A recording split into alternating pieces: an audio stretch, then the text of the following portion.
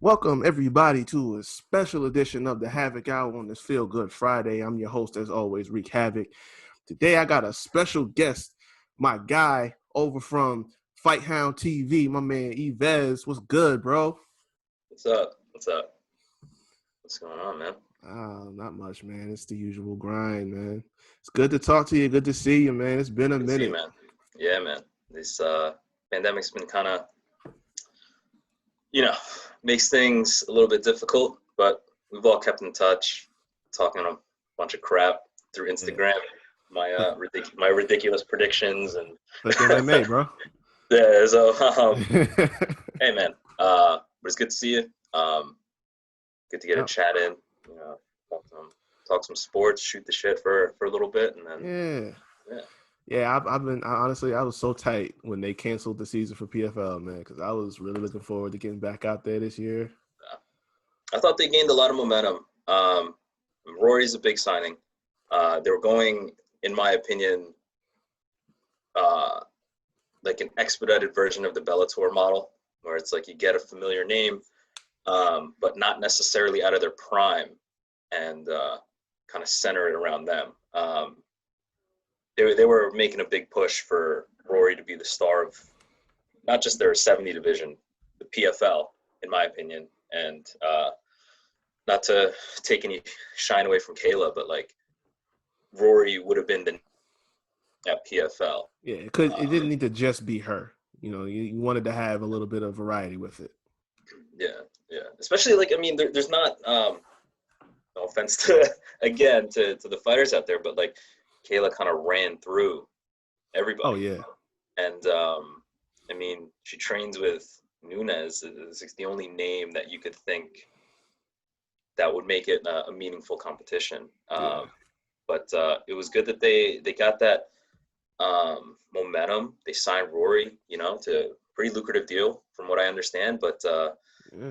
it was bad that it's just been unfortunate. The timing of it was kind of rough. But I'm hopeful that they're considering a late start. Maybe not exactly their playoff format, but maybe just to get some fights, get some shine on their fighters out there, and like not exhibition. It should all count, but Yeah, you know, they should get their name out there, get PFL out there. yeah. I keep seeing with some of these guys, like I know Kayla had something the other day where her manager put it out there that some news is coming up. Uh, who else? There was Kayla and somebody else. Yeah, I I forget who know. it was. I mean, Lance has been vocal about wanting to fight. Oh Uh, yeah, yeah, I know man. Alex has been talking. I mean, that's just all social media speculation. Like, I don't know Yeah, what's going on in the background. Like, I don't have contact with their promoters and stuff, but yeah, like, um, it's clear that they're aching to fight. Like, there's nobody barring injury or anything like that. Nobody wants to take a year off. yeah. Not at all. They want to stay active. Um, I know. I mean, Bulldog had that crazy season. I don't want to say it came out of nowhere, but like I mean, I didn't have him in the finals. Um, Honestly, I didn't either. And that was why I asked him at the press conference. I'm like, dude, you had like the craziest story out of pretty much anyone in this bracket. I mean, from the way it started to where he ended up, it's nuts, man. It's a he crazy clipped story. Ray too. He clipped him. He did. Clipped him. Couple body shots away from the million. Yeah, Um, man. he it was so weird seeing that progression. Like he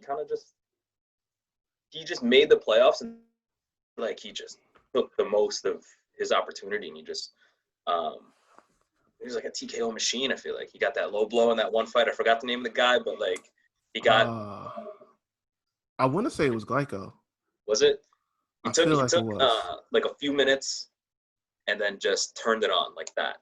And then he went and he made the most of his opportunity. Like I'm excited to see him as well as Ray, all the boys welcome Rory into the PFL. Oh yeah, Um, Rory's a great fighter, obviously, champ in two promotions. He's going for a third, but like, I mean, the PFL, these fighters are for real, man. Like at 70, I'd hell say yeah, it's probably the deepest of their divisions. yeah, without question. I mean, 70. Sadabu is just sitting there, and he got Yeah. and And he he can didn't even make a transition push. too. Yeah, like he barely was he. Did he? Jog my memory, man. Did he make the playoffs? Uh I feel like I think he was in the first round. Okay, Yeah. Yeah, first that's round. how good 70 is. That's how good 70 is. It's like they're that deep. I don't think it's a walkover just because he's the biggest name and he's been there before. He's gonna face some challenges at 70 in PFL. I think I want to say Mashad beat him. Really? No, no, no, no, no. Okay, okay. I Uh, forget. well, he beat Mashad in the regular season, but Yes. yeah, I know Sadabu went out. He went out in the first round, but Yeah. Okay. I remember that because Yep. we were hanging with him like the night after Me. because I'm curious. Now I gotta look it up. that was a fun weekend. Let's see. You guys made it out to Vegas, man. Bro, let me tell you, I mean, that was I'm a little annoyed that I didn't make it out there with you all. that Looks like you was had a dope. blast. Looks like That you had shit, a blast. it was definitely dope, man. Like, This year, well, not this year, but next season. I'm there yeah, with you. There yeah, with all of you. We'll film all this. We'll get another. I say we get another live podcast going, and we'll yeah, definitely. update everybody. Everyone out there, don't sleep on the PFL, man. They're a growing organization. Their fighters are Absolutely. for real. Fighters are for real. That's, Looks like he lost to Franca, and then yeah, there we go. and then he drew with Brutta, so that bumped him down, bumped him Yep. out probably. So yeah, he took out Bulldog. Oh, that's right. It was like early, like body shot. Yeah, That's right. I want to say it was like 13, 14 seconds. Yeah, 17 is the official time. Oh my Pretty god. damn. All right, Yeah, but man. We gotta. got a Yeah, decent amount to talk about. Let's yeah, transition out. PFL. definitely. Hope to see you guys soon. But there are fights going on right now Yes, in the midst sir. of the NBA as well. Which Yeah, is cool. man. So we got tonight. Actually, we have Game 4 between the Miami Heat and the Boston Celtics. Heat are up 3-1. I'm saying this was pretty much done. Like, Yeah, uh, maybe he closed it out tonight. We can't really say much about home field advantage because I mean they're in the bubble, it's neutral.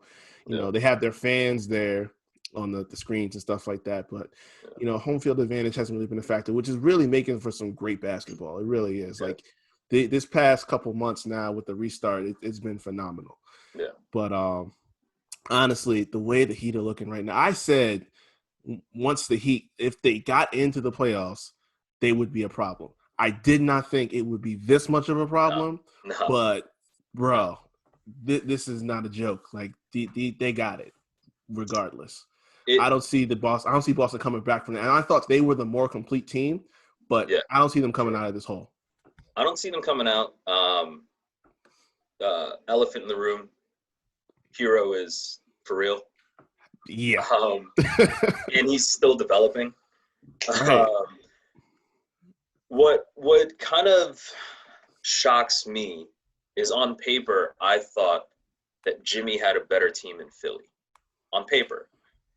And Jimmy is renowned, like it's known that this dude is a leader. He doesn't accept crap. There's a certain way that he does things and he's about winning and progress. And for whatever reason in Philly it just didn't click. And I don't know if that's an indictment on Embiid and Ben's relationship. I mean, he had Toby. I don't put much stock into Harris being there. Yeah. It's just an overpaid guard. But what he's doing with this Miami team, is it just because do you think it's younger and he can mold them like, listen, this is how we need to win. This is we all set our egos aside and we win as a unit. Or is it just Philly's not that good? I don't, you know, it's crazy because you know, when I've talked to people about it, it was like, you know what? If they just get a superstar, like one elite guy to add into this mix, then they're over the top. But the more I keep watching, I'm like, Jimmy is probably that guy. Yeah, They might still add a piece, yeah, but Jimmy is starting to stand out as that player. yeah, And, their backcourt is dope right now. They've got some yeah. shooters, and obviously, like you said, Tyler is like, bruh. I don't want to say out of nowhere, but like I didn't expect this. Yeah. Um, do we do we buy into the Giannis to Miami, Uh, Giannis leaving Milwaukee, going the KD route? you know, I like to think so because, truth be told, I don't see it happening in Milwaukee. Okay, Like as close as they get, I just don't see them getting over the hump there. yeah, And for a talent like Giannis, it's like I've heard this before. It's like he needs that 1B to his 1A, like okay, Shaq needed Kobe, yeah, and Stockton and Malone, Malone. There we go. Yeah, yeah, yeah. There's that 1A to the 1B. yeah, So it's like I would love to see that, but I don't. At least not in the next year, maybe two. okay. But I say for at least for now, he's probably going to stick around. And they've already been talking about they're gonna to make some put. I don't know who they're really going to get to try Who to can they get like bring over to without breaking Milwaukee. up that team? Do they have Right. picks? Um, I don't think so. and if they have picks, they're in the 20s. Yeah. So, So, what are they going to give up? They'd have to give up. I don't know. Brooke Lopez is on a friendly contract, but centers have like zero value nowadays. Um, I I would don't know. guess. I guess anybody but Middleton at this Yeah. point. Okay. Yeah. And their picks Yeah. and their picks are wide open. Um, does a Bradley Beal make him stay? That caliber of player? That's definitely an upgrade, and that's something I would look into. But A lot of this though on their payroll. Bradley Beal gets a penny. exactly, He gets a penny. exactly. That's what I was going to say too. The price tag, Yeah. got to look at that from top to bottom. But I mean, does Washington give up Bradley Beal without Middleton in the deal? Their picks are. exactly, I don't see anybody. I see as a Nets fan, I would like to see Bradley Beal in Brooklyn. We do have more pieces to give up, yeah, but I mean, circling back to Giannis, I see him. I I wouldn't be shocked if a Paul George Giannis package happens. The money can be mm, made even pretty easily. Paul George has proven that he's not Kawhi's Robin. nah, So, no but playoff piece. Paul George is enough of a piece, in my opinion, to kind of get the conversation going. The only thing that would prevent that is the picks that they gave up to get Paul George. They have like no picks, Yeah, so it would have to be Paul George plus, and then Giannis, and then their worst contract to come back. basically. Um, but in my opinion, I don't see Giannis staying. I wouldn't even be shocked off season. You know what? Let's sell high. We had a good run because Boston's around the corner. I mean, Yeah, they just got Hayward. I don't want to say stinking it up, but he's just kind of sitting there. He's a piece that they can get better. right. KD, Kyrie in Brooklyn. Miami's obviously a contender. Do they realistically see them catapulting any? Let's just say Brooklyn doesn't make it. Brooklyn's in the bottom half, 5 and below. Right. Um, does Milwaukee see themselves beating the elite of the elite? Philly is hanging around, Oof. so it's just Yeah, man. blow it up. Plus, Milwaukee's not like a big market. Like, I mean, how much It's really money do not. they have to pay Giannis? Supermax? No way. I don't see it happening. Yeah, this has been the highlight of Milwaukee Bucks basketball. It really has. It's It's unfortunate that the small market it's pretty much like the small market curse. It strikes again. Um, what can you do? That's business. Yeah. Start over, pick it up. Easy for me to say, find your next Giannis, find your next, find your next unicorn. But I mean, Miami did it right. Look at them now. Exactly. One game away from. I mean, Miami did it right. They landed Butler, but I feel like they were more of a grinded team than we're Yeah. giving it credit for. They put these young guys around, you know what I'm saying? It's like once you've got the foundation, you just bring in one veteran guy that can cover all the bases, and then you're off to the races. That's I want solid. to be. That said, Lakers are pretty much right there. Oh yeah. I don't see Miami beating the Lakers. I see it going 6 games. So now I see Miami being that team where the veterans, they're like, this is my last shot.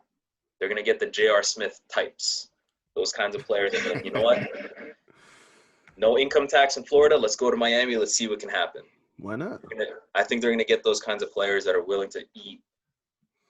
Like they're willing to give up like a 1 year $6 million, take a 1 year $2 million, go to Miami, fight for it next year. I just don't see it happening. LeBron's on a different level, which is weird to say 17 years in, 16.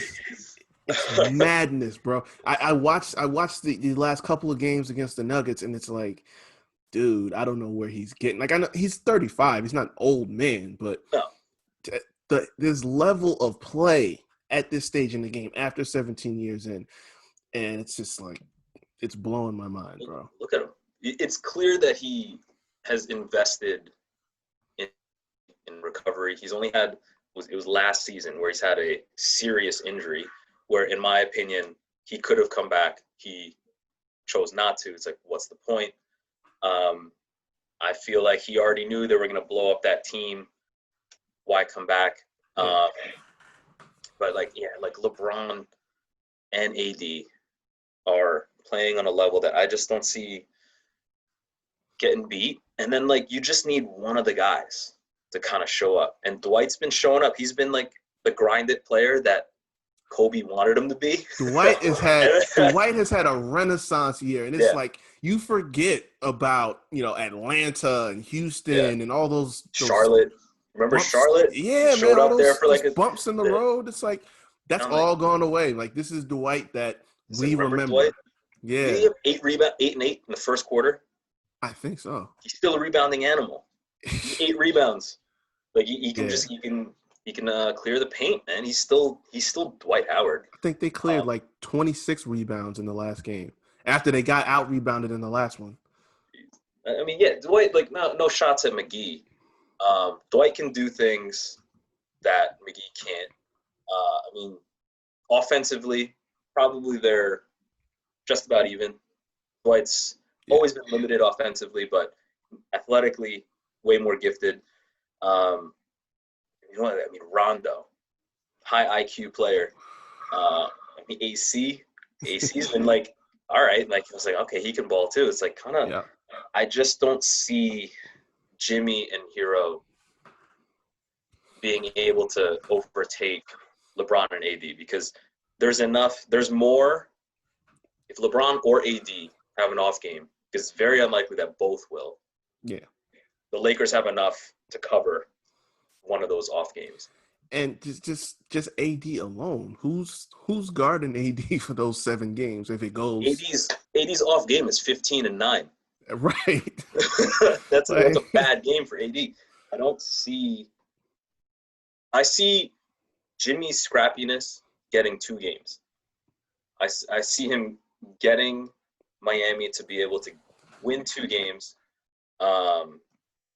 Technically, I guess you can consider them the home team. They are in Orlando, but I just don't see it. LeBron's on a different level. Like I mean, that block, like he's reminiscent of obviously the Iggy block, which is the most spectacular defensive play I've seen in the last 5 years, probably. Which is he was abusing Russ in that series with Houston. It was not even fair. Yeah. And Houston, I thought was beginning of the year. Houston was my sleeper pick. Like Russ and Harden are gonna be a problem. Turns out It's an internal problem. Yeah. But LeBron and AD.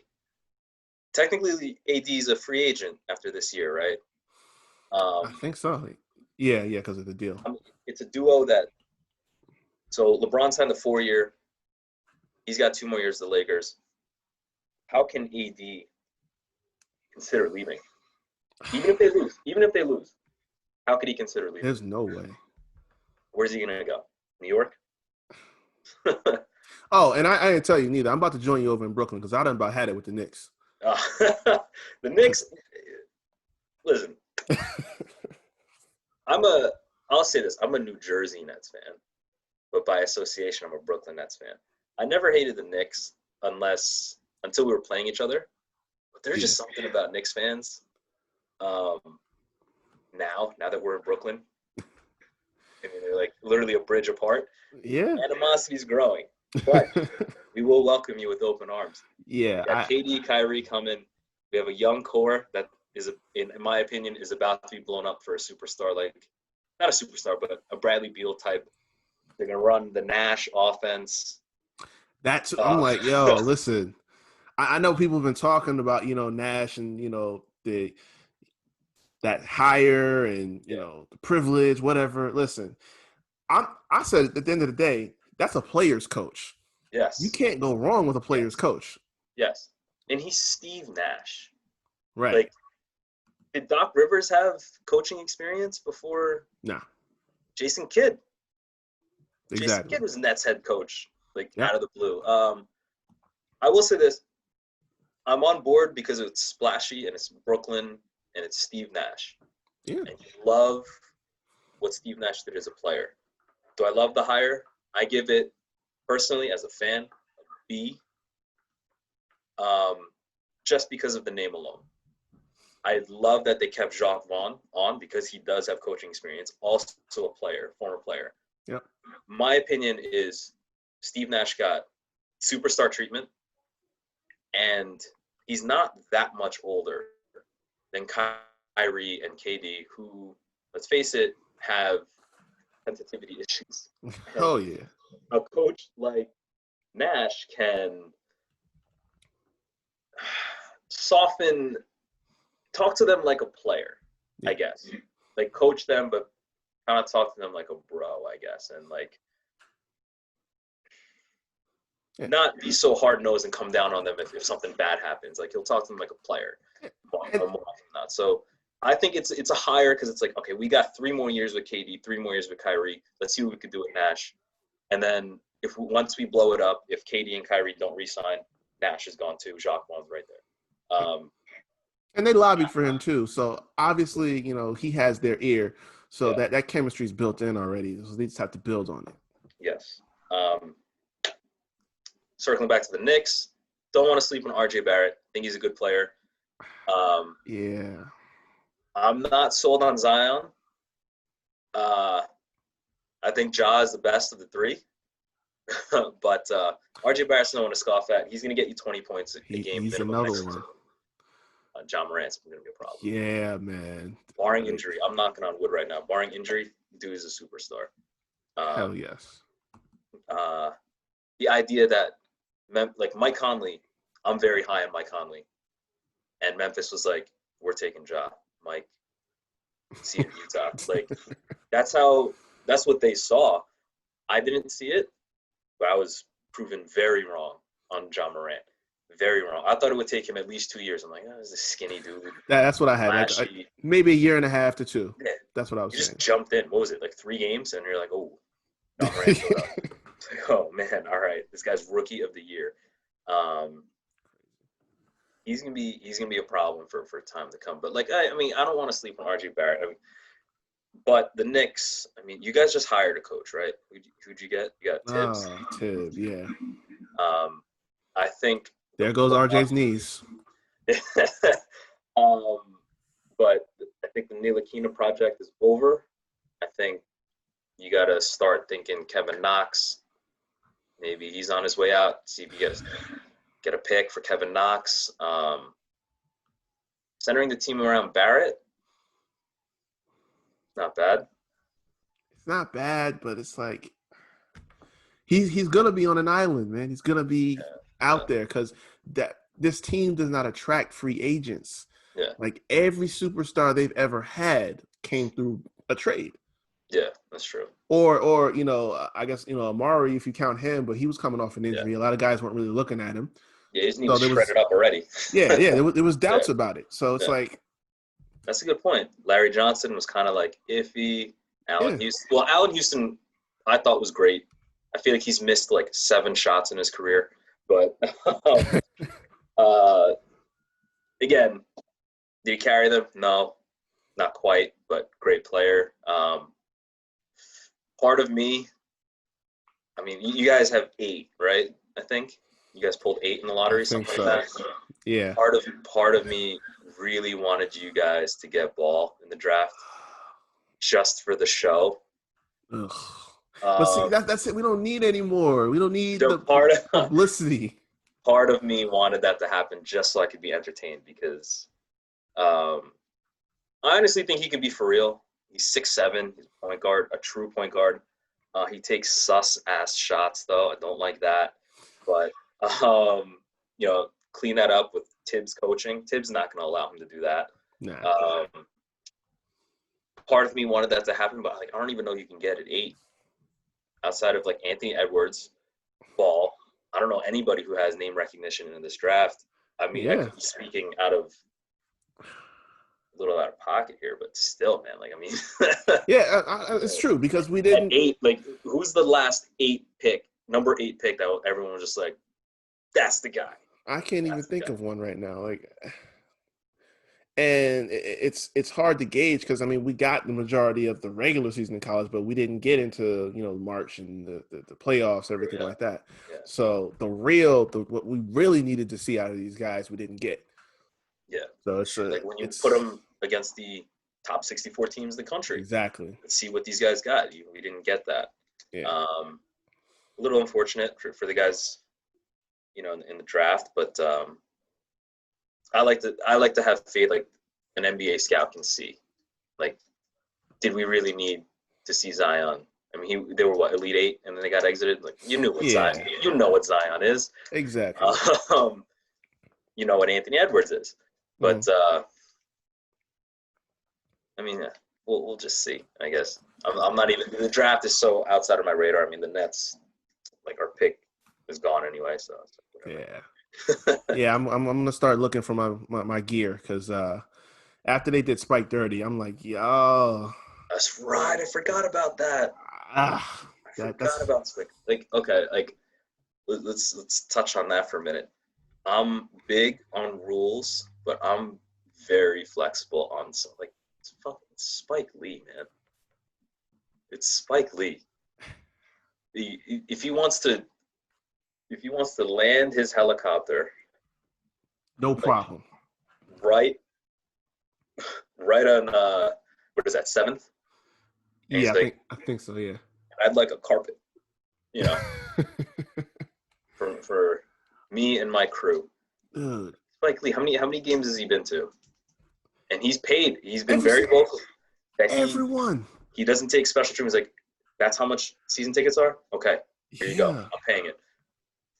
For him to get that kind of Dude. crap, like I don't buy this. It's like, yeah, that's Spike Lee. Who doesn't know who Spike Lee? You work in Madison Square Garden, you know who Spike Lee. And if you don't know, that's your boss's fault. Exactly. You let Spike Lee pretty much do, barring him embarrassing himself or doing anything, Right. harmful to somebody. You let Spike Lee do what Spike Lee does at Madison Square Garden. Come on now. Like, and it's not even just that. Dude will go on TV and just praise them and show his optimism, like, oh, they're gonna do it. It's like the guy supports your brand on and off the court. Yes. He How? bought a Landry Fields jersey.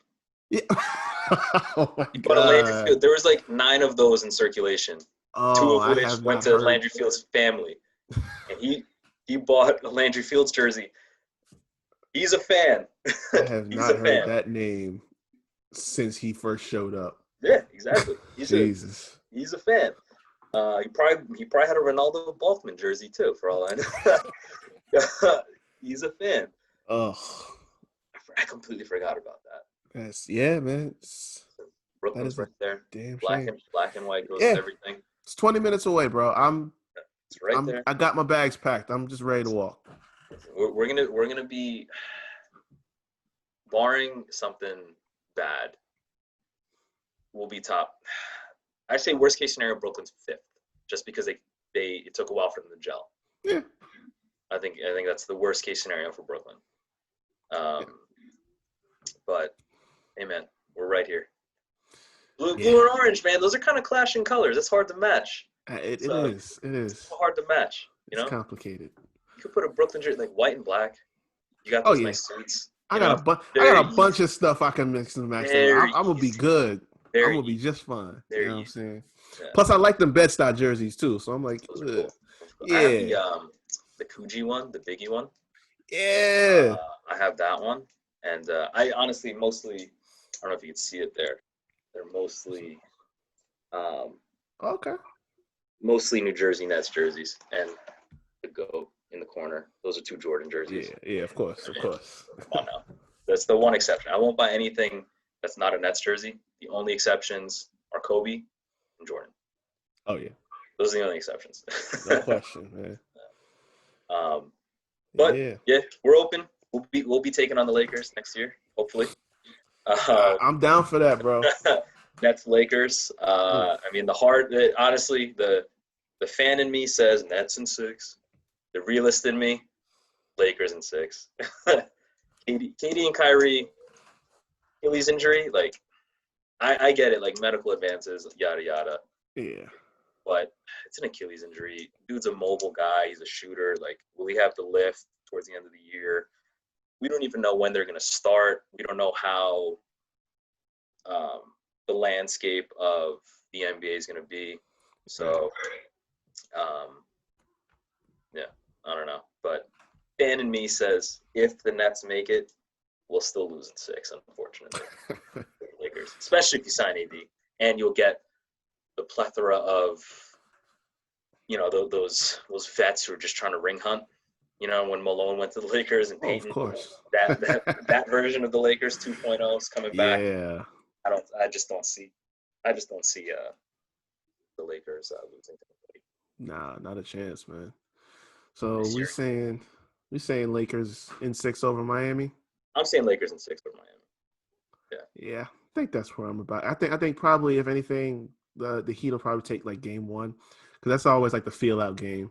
Yeah, like the Usually. surprise game, like kind of we'll see what they have to offer us, but I just don't. I see. Yeah, it could be just like that. Like we'll see what Miami has to offer, and then Lakers blow them out in game two, and then they get the confidence. They'll give them game four. Kind of like they'll just be lax in one of the games because JR does some stupid stuff or something, and then just the Lakers finish them all. No doubt. Yeah, man. All right. So before we switch gears up here, do some picks for this NFL week 3, I would be remiss if I didn't talk about this guy, Jamal Murray, and these Denver Nuggets. This guy, I mean, just the game last night, watching him, this guy's on another planet. Like it's just insane, as surprised bro. as Hero for me. Right. Just It's as like big as I said it, like this guy has arrived, man. Like and it's not like he wasn't already on the radar, but it's like, no, this is it right here. yeah. When you show up to Denver, you got to see this dude. No, Seriously. he's the guy. Like they're gonna start shifting what Denver is from Joker to him. Yeah. They have to. They have to. Because that's all we were talking about before was Jokic. Yeah. But now it's like, nah, this guy over here now we got this guy. is the truth. We still got Jokic just being big over there. Exactly. So, yeah. I'm very high on Michael Porter Jr. I think what's crazy to me is I think he has a higher ceiling than Murray. But let's just keep that back in check and all that stuff. They just got balls sitting there. Yeah. On his uncomfortably on those fold-out chairs over there. But Denver, I think best case scenario, they're Boston again. They're this version of Boston where they're good. They may need a guy, Yeah. but I don't want to take away from what they did. I mean, like they're way further than I thought that they would be. They just ran into the freaking Lakers. Yeah. They ruined the Battle of LA, They which did. is that's nothing to scoff at. But I think they're 2 years away minimum from being a consistent force. Yeah. I can see them being figured out. You isolate Jokic, or if you could minimize his effectiveness because he's kind of old school. Like he's not exactly like your Shaq back to the basket. He could shoot it from out there, but like he's not your new age center, in my opinion. So Yeah. if they can kind of minimize his effectiveness, then they're going to be Denver can be taken care of. But if these guys turn out to be guys, I mean, their backcourt, Porter Jr. and Jamal, that's going to be a pretty serious duo to compete with. Hell yeah. Michael Porter Jr. is smooth. Yes. I didn't realize how big he was either. What is he, 6'8"? I think so. Looks 6'8". Plays like he's 6'8". He's a You tall never, guy. yeah. I didn't realize how big he was. Yeah, I mean, they're a good team. They just ran into the Lakers. What can you do? I mean, Yeah, that's I mean, what can you do? not much you can do. So yeah, he's a great player. Though. Like this, he put up like a 50 note at some point in the playoffs, right? Something like absurd. Like he was in. Oh yeah. He wasn't like missing anything. I want to say I thought he had back-to-back games. Did he? 50. Yeah. Yeah, he was on fire. Yeah. He's a good player. He's a good player. Flash in the pan. We'll see. We'll see. But I think Denver has something to think about now. They're like, okay, we can open up the offense now. We can Exactly. run it through two guys, possibly three. We'll just see who's hot that day. So Denver's on the up and up. I think they're 2 years away. I think Ball is Harry Giles right now. Harry Giles came out, a lot of hype, fell to Sacramento, but they just couldn't get his injuries in check. So hopefully Ball just let him sit, you know? Like don't force it. Let him heal up, get his handling up, get his weight up, and then let's see if he becomes a player. So. Yeah, he need to have some meals for real. Yeah. Like I watched them when they had like the couple games before they officially restarted. I was like, oh shit, where did this guy come from? You know, he's getting pushed around, right? Like I mean, these are men in the NBA. Exactly. He had what, 2 games at Oregon? Did he have? He got hurt early. He got hurt early. I know that. Yeah. But yeah, let him develop. Let him sit there. Denver could be a real problem, but I think it's going to take 2 years. Yeah. Yeah, that's true. That's true. All right. Well, this weekend is going to kick off week 3 in the NFL. So we're going to run through these games, through these picks, and it's been interesting so far, man. Like this, I was one of those people that had those concerns, like the product might suffer, going forward with everything. Yeah. But it's been pretty solid so far. I think that the biggest thing has been the injuries have just hit everybody so far. It's crazy. That's but outside of that, the product's been good. Yeah, I mean, to me, football's football, man. Yeah, football's football. I was gonna, if it's on, I'm watching it. That goes for college too. Everyone's circling back. Pac-10, Mountain West, MAC. Everyone's coming back. Thank God. That's paychecks. That's money that they're losing. I get it. We need to take every precaution. Totally get it. But on the flip side of it, some of these kids are really looking to make a name of themselves. And if you take a season away from them, that's asking a lot. So there are two sides to it. It's not just, the Big Ten is the biggest conference, so they just want to make sure that they make their money. Of course, that's with every sport during the pandemic right now. But at the same time, these kids want to play football, so they have to listen to them, and their parents want them to play football. Why they're there. So. And the NCAA stands to lose so much because, I mean, the profit they make off of these kids is just criminal. Sure. So it's like they're Sure. not trying to lose out on that money either. No, no way. And they're going to make some money back, but they're going to operate at a little bit of a loss, I'd say. I mean, Oh Big yeah, Ten's doing what, 9? Pac-10 7. I think so. Yeah. But yeah, I mean, I'm just happy they're there. I mean, I'm a Rutgers boy. I know you're Ohio State. Yes, Not I, sir. I talk a lot of talking a lot of shit, but I know that I'm not exactly putting that game on the calendar. I might not talk to you at all.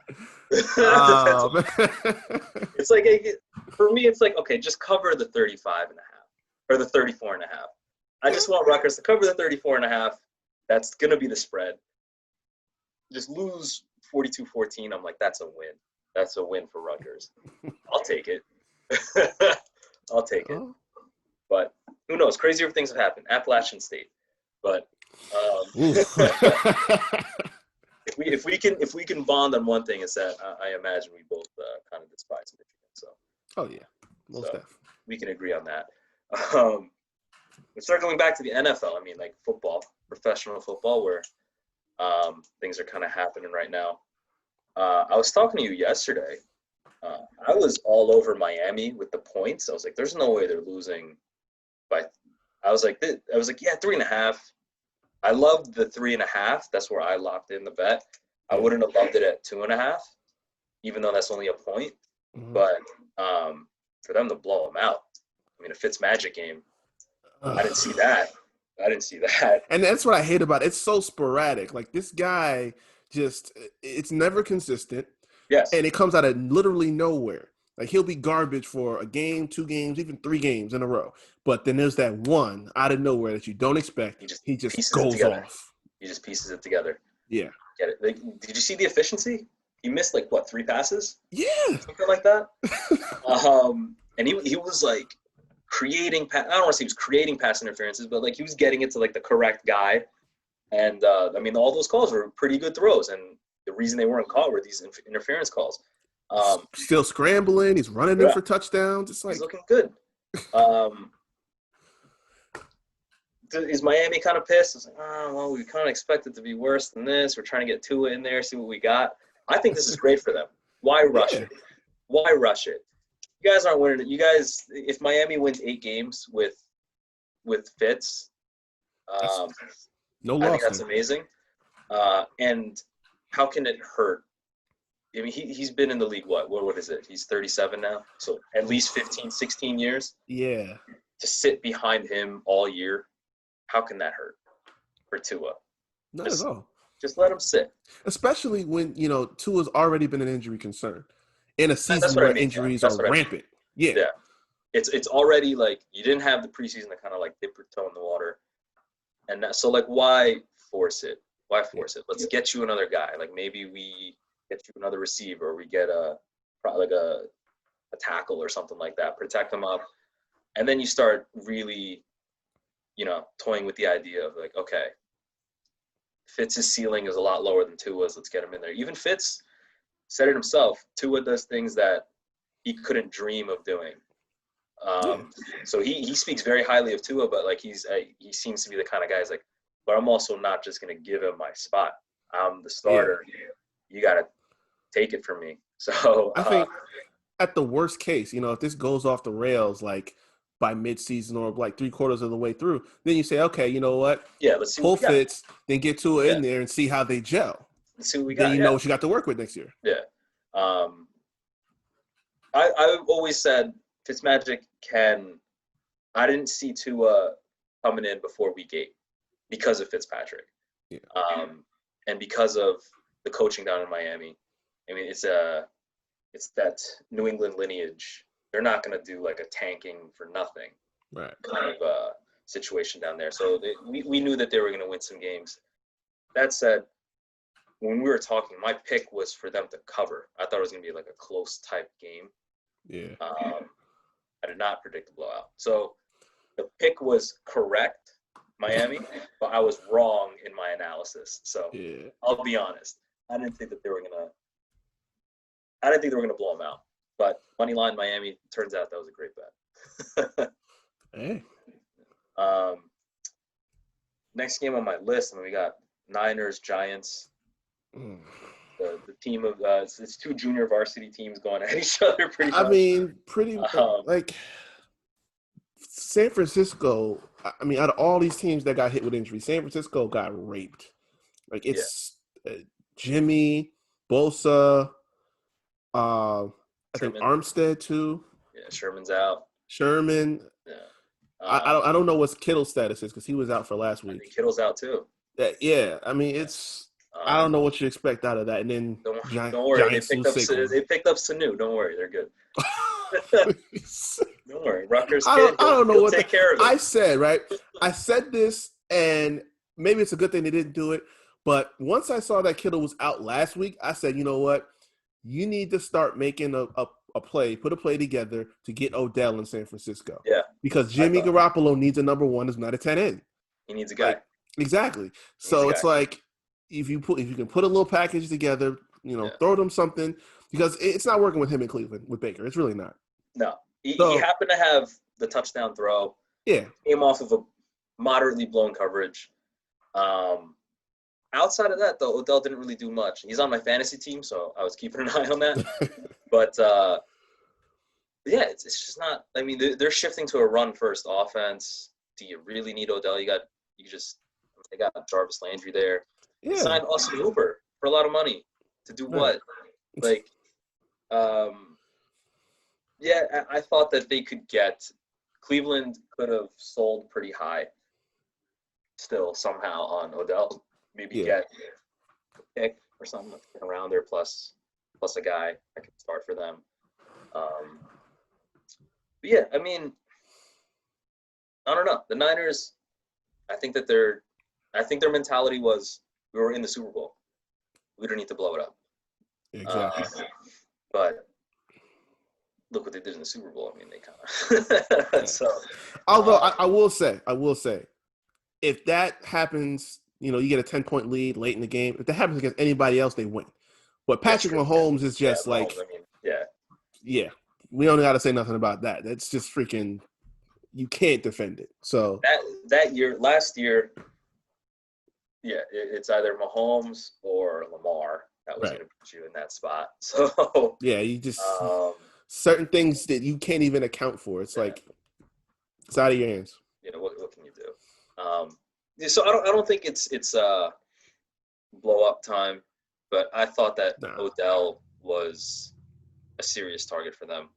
I could see him going to the Rams because the Rams have some receivers they could send back.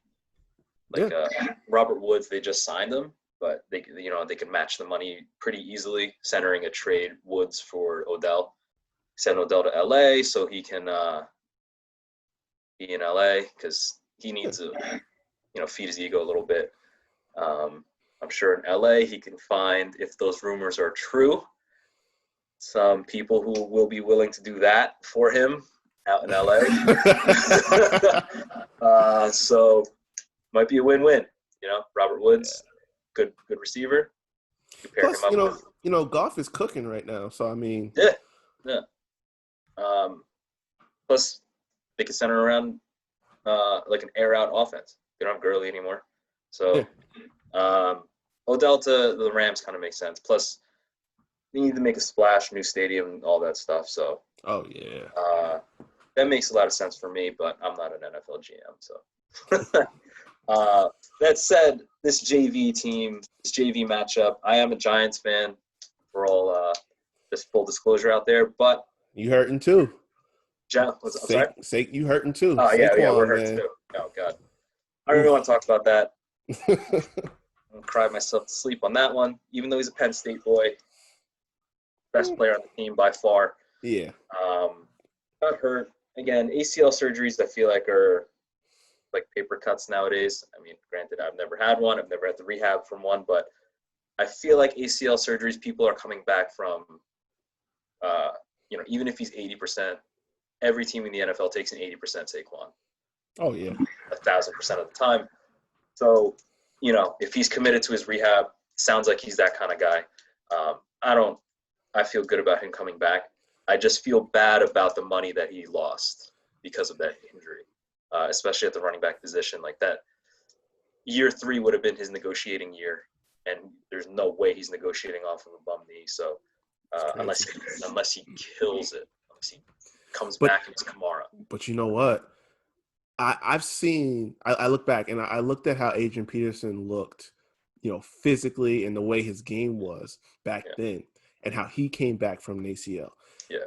Saquon physically, it's like 10 times the physical being that he is. He's a It's like specimen. it's inhuman.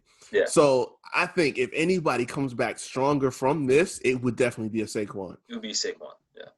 Yeah. Best surgeons in New York, I'm sure, are already all over that knee.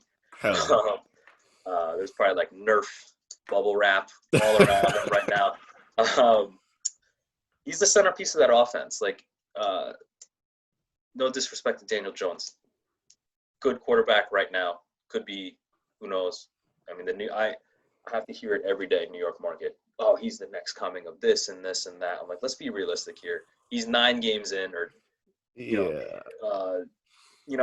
let's see what he's got. Yes, there's potential out there. No offense to you guys, Darnold had potential. Not looking hot right now. So with a D, capital D. I'm not shutting the door on Darnold yet. I think Gase is a big part of that, but that's it. He's terrible. Yeah. I don't know how he got the job in the first place. I don't know either. I don't know either. Maybe he's got something on Woody Johnson or something. He must, man. Because he's still around, and they're talking like he's going to be around for a while. Biased pick, Giants definitely covering 4.5. I think they win. I'm going to put a bet on them money line. I just don't see B.J. Mullins and Jerick McKinnon doing it to them with Sanu. Our defense, not the worst anymore. You really just need to contain McKinnon and the practice squad running backs that 49ers have. Well, yeah, that's true too. And then the Giants, I think the team that hits 17 points wins this game. So the Giants, in my opinion, are definitely covering 4.5. That's the spread that I'm seeing here. It could have dropped since then. But this was the Vegas spreads as of Monday, so this is a while back. But I'm locked in at 4.5. I'm all over the Giants. It's the home game technically, so they got that sticky turf. They're used to that. Oh yeah, I'm hearing about this. So I'm thinking Giants definitely cover. I think they win. They get their first win. Mostert is out too. Yeah. Yeah, I'm gonna take the Giants. Yeah, I think Giants win. And 4.5. I think that's way too high. It's definitely had to have dropped since then, but yeah. Next game on the list: Falcons-Bears. Falcons. If anyone from Atlanta is out there listening, oh God. Oh man. And I hate the Cowboys. I was rooting for you guys. Looked great. It was looking amazing. I'm not even watching it on Red Zone anymore. I look back, I'm like, oh my God, they got that onside kick. What is happening here? Atlanta. Quinn is out. I don't see him. Unless he wins out, he's out this season. Let me tell you something. There are certain collapses that you just don't have words for. This is at the top. Like, there was the Super Bowl, and this just took a step right over it. Like, I laughed because I'm just like, this isn't real. This didn't really just happen. I was in shock. I remember that Super Bowl. I thought that one of the best games I've ever seen. I'm not a Patriots fan. I'm a pretty big Brady fan, but yeah, this one was just, oh man. I was actually at a bar recently. They were replaying that game. Oh my gosh, this comeback. Good for Dak. Yeah. He's playing for the check. He's playing for that. He's not going to get Mahomes money, but he's playing for Deshaun money right now. And after that, he just earns that vote of confidence. Like, listen, you are our guy. We're going to take care of you. Yeah. It doesn't have to be like breaking the bank, but it's like, listen, make the investment if that's your guy. You know what I mean? He was close. They were close to it. It was just the years. He wanted 4 years. They were offering him 5. They didn't want him on the re-up on the CBA. That was the biggest hurdle apparently. So, I don't know what the deal is with the Cowboys and Dak. I think he's very capable. Do I think he's elite? No. Um, but I don't even think he's top 5. But win like that do a lot to get some money in the bank. Yeah. Uh, that's it. So they got the Bears. The Bears, I mean, they're 3.5. Falcons are 3.5 favorites, believe it or not, home. Mm. Um, Falcons can put up points. Bears cannot. 3.5 is a lot of points, but Bears also cannot defend. I think what's going to go in their favor is that they're up against Trubisky. That's it right there. I think Falcons win. I'm not confident in them covering 3.5. My pick is Falcons to cover 3.5, but my pick for outright victory is Atlanta. Yeah, I'm definitely taking Atlanta too. They can't afford to lose this game. They can't lose this game. But I mean, more than that, like you said, Mitch Trubisky, it's an anomaly that like I don't know how he is still in this position. I will never forgive. If I was a Bears fan, I would never forgive them for passing up on both Deshaun Watson and Patrick Mahomes for this guy. Man. But yeah, at the end of the day, it's just too much of a toss up with the performance like his. And at the end of the day, they can't defend.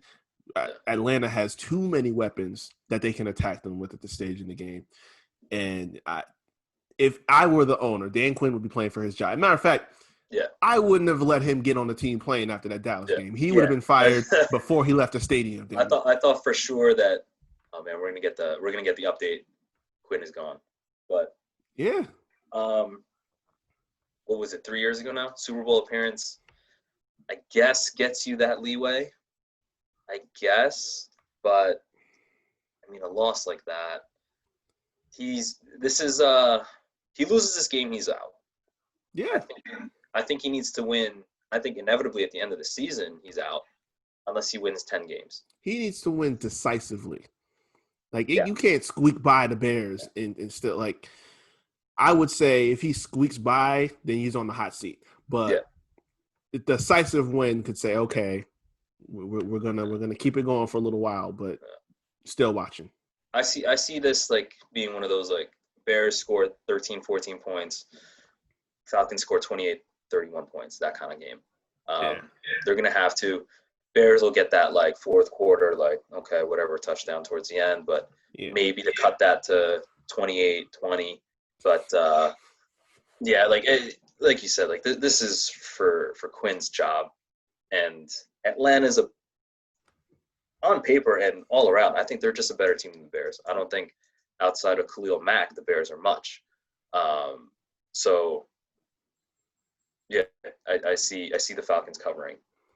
Not 100% confident, but I see them winning for sure. Next game on the list, what do we got here? Bills-Rams. Bills are for real. I'm willing to concede that they are the team in New York. Technically, the only team that plays in New York. Oh, yeah. For those who don't know, the Jets play in New Jersey, for all the listeners out there. Yeah. It's West New York, what we like to call West New York, that portion of New Jersey that's pretty much an extension of New York. But Bills are for real. The only team that actually plays in New York. That said, I'm taking the Rams on this one. There's just something about it. Josh Allen, he's coming into his own. They're finally saying, hey, here's Diggs, here's the team. I just think the Rams are playing very well right now. The Bills were in a couple close games. I just think the Rams are a better team. I think Goff can shred the defense. Bills have a for real defense too, but I see Goff just taking it over. Oh man, I think I'm gonna go the other way. Bills. I don't say this often, but I like what I'm seeing from the Bills. Josh Allen hasn't thrown an interception. He's thrown for 6 TDs so far. He just torched Miami last week. I mean, he was like a man possessed in that game. And obviously, the addition of Stephon Diggs really opens the field up for him. And I mean, like, on top of with the defense. It's like I think with the Rams, they've wound up in these situations against a Dallas and Philly that it's just like they've been in favorable positions at the end of the Okay. day. Yeah. Dallas is still working out the kinks with their Yeah. the guys that they've added into the lineup, and I don't know what the hell's going on with I don't know Carson what's Wentz going on. right now. I don't know what's going on in Philly. Yeah, But we'll get to that when they're a little bit lower in the list. But yeah, we'll get to Philly pretty soon. yeah. You were right about that. Rams, like, could they have been given a softer schedule? I don't know. It turns out they're the NFC East killers right now. But I don't know. There's just something about it. I I can't. Bills are home 2.5. So it's not exactly a Yeah. pick 'em, but there's just something about the Rams. I feel like they're a little bit more for real than the Bills. I think Josh Allen is due for a mistake. I think that's really what it is. It's going to be close. Yeah. I don't think Um, anybody's going to run away with it, but yeah. it'll be close. This is one of those games where I'm kind of like, all right, I could see both. But Yeah. the only reason I took the Rams is because it's so close and I'm getting the points. My pick is Rams plus 2.5. My prediction, no clue. Might as well flip a coin. What's the next thing? We got Cleveland at home against Washington. Cleveland on my list is 7.5-point favorite. Now, Redskins. Oh, excuse me. The Washington Football team. football team. That's a habit that I need to break for sports' sake and consistency. Washington, young team. Haskins is young. Named the captain, which is a big deal. I was surprised that he was already named the captain. It's a huge deal. He's for real. Ohio State guy. I know you're rooting for him. Hell yeah. He's got McLaurin kind of just out there. He's from Ohio State too, right? And then, their running game is like kind of fine, I guess. There's nothing like to scream home about Washington, but the same can be said of Cleveland. That said, my pick is Cleveland, even to cover the spread. I think Cleveland needs a show-out game. I see Odell and Jarvis getting a touchdown and them just running all over them. I think the easiest way for the Browns to win is to get touchdowns in the air early and then just ground and pound for the rest of the game. If they can get a 14-point lead early, they're just going to run the rest of the game. Yeah.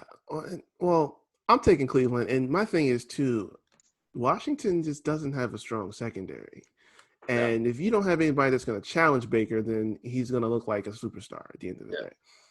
With everything he's got, like that's going to be one of those games where you're not going to question, the camaraderie between him and OBJ and Landry because what are they really being contested with?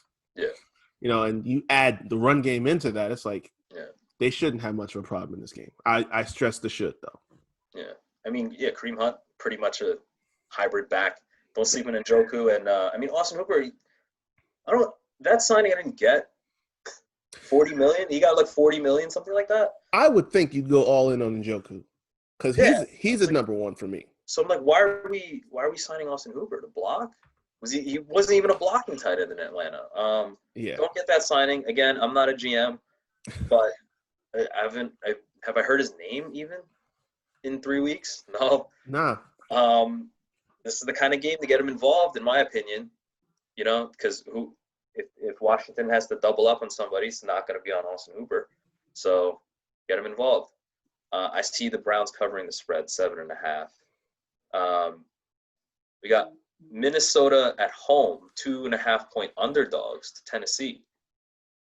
Kirk, where were you last week, man? Dude. Not much to say about his performance last week. Other than negative stuff. Tennessee 2.5. This was a tough pick for me. Generally, when I can't decide, I go with the home team to cover. It's only 2.5 points. Minnesota's getting points as a home underdog. I like that pick. I mean, Derrick Henry, can he be contained? That's pretty much the question. Can Derrick Henry be contained by Minnesota? And I like to think He that seems they to be the guy could. that, like, it's so weird, Derrick Henry. Like, I had him last year in fantasy. I don't like to do last Oh, year versus this year. yeah. But, you're staring at your fantasy app and you're like, oh, Derrick Henry, 15 runs in, he's got like 35 yards. And then the second half comes and he's still Derrick Henry, still going at it. I'm like, oh, he got peeled off two 12-yard runs here. Oh, he peeled off another one. Oh, he's got 2 touchdowns. Like, he's that kind of back that, like, to wear you down. Like, what is he? 6 foot, 230? Yeah, at least I think he's 225. Well, you Big could dude, chalk it up to 230, big but guy. Offensive line good enough for Tom Brady to consider going there. yeah. Even though Tennessee didn't necessarily want him. Corey Davis kind of coming into his own finally after how many years I took him in fantasy. The year I don't take him, he's kind of coming into his own. That said, I think shot for shot, Minnesota, they need a bounce back game, and I think Kirk has the ability to do that, especially at home. I like the home underdogs 2.5. I like Vikings to win outright. Actually, I don't even like the points, so that's my Oh. pick. Yeah. Uh, yeah. I don't. I just don't trust Kirk Cousins. To be honest with you, Fair point. I wasn't shocked Fair point. to see him, kind of faltering a little bit because it's like, you know, I've always seen him as decent, but there's just something that when it really gets to be tough, that it's not that he's not a tough guy and a tough quarterback. It's just you know and the rivers get a little choppy. You got to question how he hangs in there because this is not a guy we talk about that makes the playoffs regularly. Yeah, that's true. And I'm just looking at Tennessee and the defense is strong. They're not going to be giving him anything at all. You don't have Stephon Diggs anymore. Yeah, Thielen can't necessarily take the good top off the player. defense, but He's not Diggs. yeah, he's not taking the top off any Yeah. defenses. And Ryan Tannehill still is consistent. The guy's still hanging in. Once he got away from Adam Gates, which is another reason I think he needs to go. It's like he's kind of found his own here. So I think For me, I mean, I'm you're going Tennessee. yeah. I'm gonna go Titans. See, for me, it's like it's barely even a quarterback battle. It's Tannehill versus Kirk. I mean, Yeah. for me, this game is really Derrick Henry versus Dalvin Cook.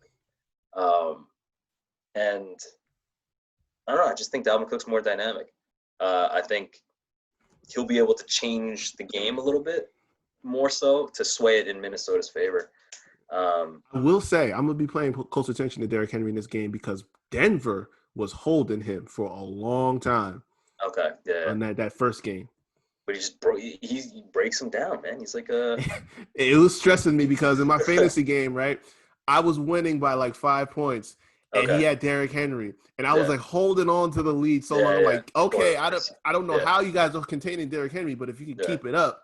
But late in the game, they got away. This was like Sucks to I be lost against by Derrick 2. Henry. Sucks to be against Derrick Henry because he's good for like a late touchdown because he'll grind it out. Yeah. I feel like he plays like every snap in the game. So grind out back. I just think Dalvin Cook's more dynamic. I think Minnesota can squeak this one out. Yeah. For me, again, it's a tough pick. I go with the home team usually. Minnesota. What I think is an even more difficult pick for me, Patriots versus Vegas. New England versus Vegas. That's a pick 'em. Half-point spread on this one. New England is home. They were able to get some points on Seattle, but I don't know. Seattle's not a good defensive team in my opinion. I mean, Jamal Adams, fine. I know how much you miss him, Uh, but I mean, Cam. I don't want to like Julian Edelman is for real, but like, who else do they really have there? And Cam was throwing it like that was a great game, by the way. But like Cam was like, that Oh offense no. was really starting to pick it up. They still got the three-headed monster at running back. I go Patriots, especially since they're home, and especially Cam after getting stuffed at the 1 yard line. He already has an attitude of, I'm gonna show you this season, and he will not want to lose 2 games in a row. No. Well, I said this when he got signed. This is going to be a big year for Cam, Yeah. and it's more about Belichick for me than it is for Cam, Okay. Yeah. because I just broke down, how Bill is with quarterbacks not named Tom Brady. He's the best investor in the NFL. He will find the talent at that position, and then they have a good year, they have a great year, and then he gets the best value for them right after that. We saw it with Matt Castle, flipped him right to Kansas City, got some picks. I think one of those turned out to be Devin McCourty. Then Garoppolo, Rutgers boy. Garoppolo, you flipped him. You know what I'm saying? Yeah. Brissett, got some value for him. So for Cam, when he comes out here, I think he's gonna have a great year. And I'm gonna pick them to win this game too, because the Derek Carr and the Raiders, they look great, but New Orleans is having a little bit of an issue offensively. I think New Orleans is not really for real. I think Patriots are more for real than New Orleans. Not for nothing, they gave up a lot of points to Seattle. That's Seattle though, at home too. So they were away. Seattle is. They are for real. Yeah, Seattle's for real too. And Patriots were in position to win the game at the end of the game. One defensive play just didn't go their way, and they lost the game. That's why I was actually a little surprised. I had a hard time just because I was confused that this was a pick'em.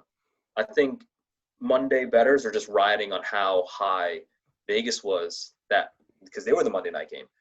And when I see these spreads on Tuesday, it's just like, whoa, all right, that's a pick'em. I think the Patriots are a way better team than New Orleans, and Vegas is not about to go into Foxborough and take that. No, I think a pick'em is a little bit. I'm surprised Patriots aren't favored by more, but I think Patriots are a slam dunk bet. I think. Do I dare say lock of the week Patriots at home? Out of all of these, maybe. It's tough. No offense to you. Not necessarily with the spread. I think lock of the week, Colts. We'll get to them in a few. Yeah, I wouldn't be shocked, but next game on my list. Here we go. We alluded to it before. Philly 6.5-point favorites at home to the Bengals. Joe Burrow, good player, coming into his own quicker than I thought. AJ Green, not AJ Green anymore, but he's still good. Again, like I said, most people will take a 75% AJ Green all day. Good player, good leadership. He's been a Bengal his entire career. Good amount of pride there, I'm sure, for AJ Green. So for Burrow to have someone like that on his team, Mixon's coming into his own finally. I feel like, everyone kind of saw the flashes, but now he's starting to really become what they thought that they would have in Joe Mixon. Yeah. I don't think that they're going to win, but I think 6.5 is way too many points to give Cincinnati. I think they cover. But I think Philly wins. Man. 6.5 is a lot, man. It is. Like Philly at home, yes, they need to win this game, and Cincinnati's they got a rookie coming in, but 6.5 is a lot given the landscape of how Philly's been playing. I'll rock with Philly on this one too, but I'm not confident on that because, like I said before, I don't know what is going on with Carson right now. Yeah, but he's not looking good, and I'm looking here. Jalen Rieger's going to be out for this game as well. So now you're down another man. Man, talk about the JV team. Yeah. So my pick. So I do a weekly pick. I don't know if you guys see that. But I picked the Bengals purely just to cover. I still think the Eagles are going to win, but I mean, my pick is Bengals plus 6.5. I would not be shocked if Cincinnati just wins this outright. They took it to the Browns. Browns aren't for real, in my opinion. They took it to the Browns. They got that backdoor cover last week, which pissed me off. But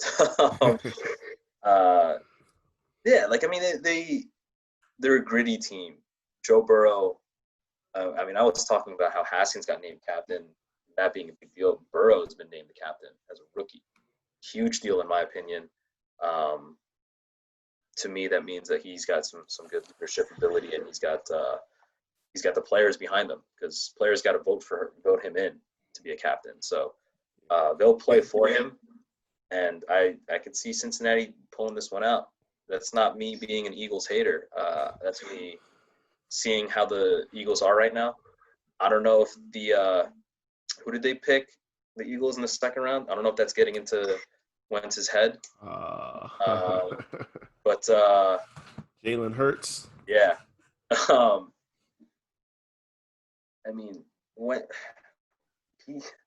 Wentz is an MVP caliber quarterback. He was, at least a couple of years ago. I don't know.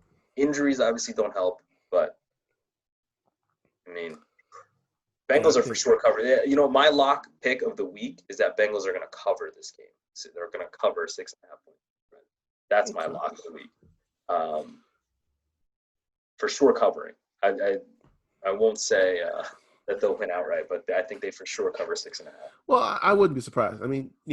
I talked about Burrow before. He's phenomenal. The guy has gotten comfortable quicker than expected, and he's got a command of the offense already, so that's solid. But as for Philly, that specter of Jalen Hurts is like really over his shoulder right now. And I think the injury thing is why you look to that option. Yeah. Because you just want to have a contingency plan in place. Yeah. But he needs to be careful because Jalen Hurts can step in and can ball. Yeah. So, and he, as far as we know, hasn't been an injury concern at all. So he's got to keep this to me is a Sanchez-Tebow situation. Sanchez-Tebow situation. Jalen Hurts can throw. Tim Tebow was bigger name, can't throw. Yeah. Throw a baseball though, apparently. What do we got next here? On my list, I have Steelers, Texans. Texans are actually the underdog, 3.5. Pittsburgh's at home. Texans are not losing this game. I think they win outright. Texans just ran into – they have a ridiculous schedule. They have KC, then Baltimore back to back. That's ridiculous. They're not going to go 0-3. They're a team that does not go 0-3. Pittsburgh, they got Big Ben back. James Conner is a little bit gimpy from my understanding. He got a little bit hurt. They're going with Snell more so. Juju Smith-Schuster, good wide receiver, viable number one. I just don't see the Texans losing this game. Will Fuller had like a donut last week. That will not happen this week.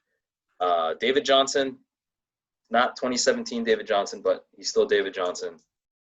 Texans, they have to go away to Pittsburgh, but I see them winning this game outright. I don't even see why they're the underdogs, to be honest.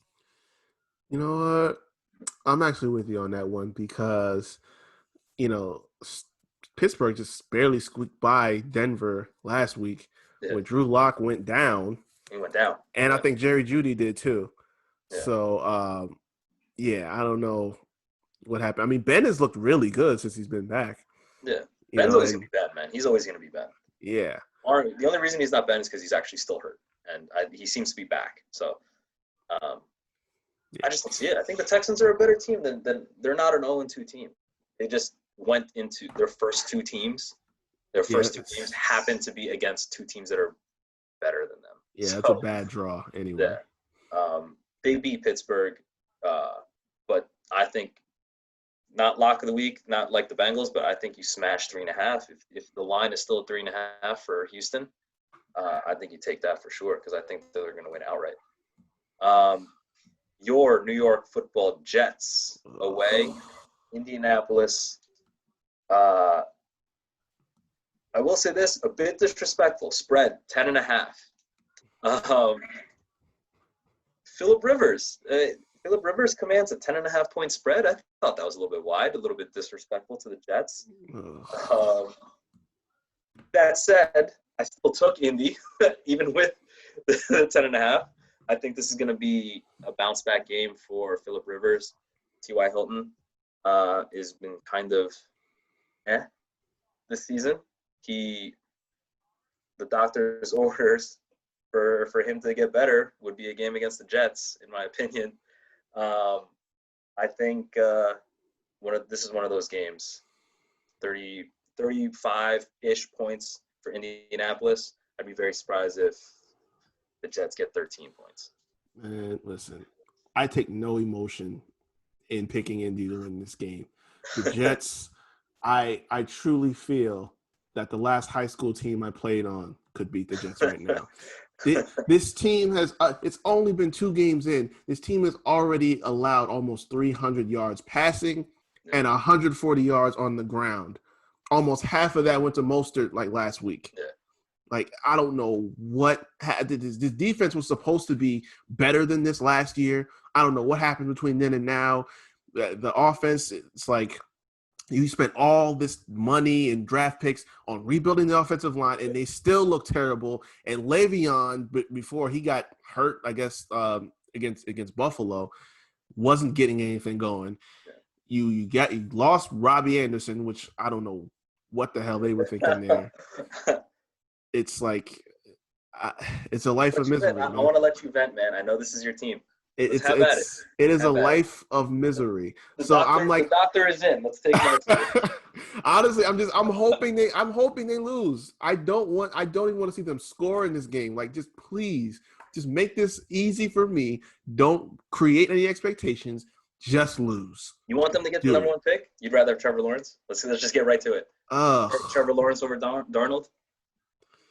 The thing is, I haven't really given up on Darnold because the O-line has been a problem for at least the last 2 to 3 years. As long as he's been there, the offensive line's been a problem. No running back. Now the running game it's been non-existent. Even when you brought Le'Veon in, nothing's changed, and he's never had a number 1 receiver. I don't think, truthfully, the Jets haven't had a number 1 receiver in multiple years. Yeah. So it's like when you're not providing that supporting cast for a guy that you drafted 3rd overall, what are you really going to expect from him? Remind me who the last – okay, so Darnold was drafted when Saquon was drafted. So that's 3 years ago. Yeah.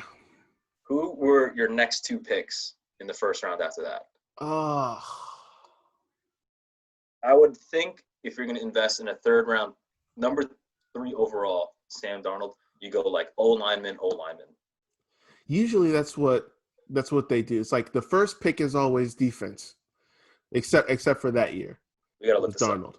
The year before was Jamal Adams. And then before that, I want to say was Leonard Williams. Okay, that sounds right. Yeah, that sounds right. That's right. If you guys have Denzel Mims, what's going on with him? I don't even know, man.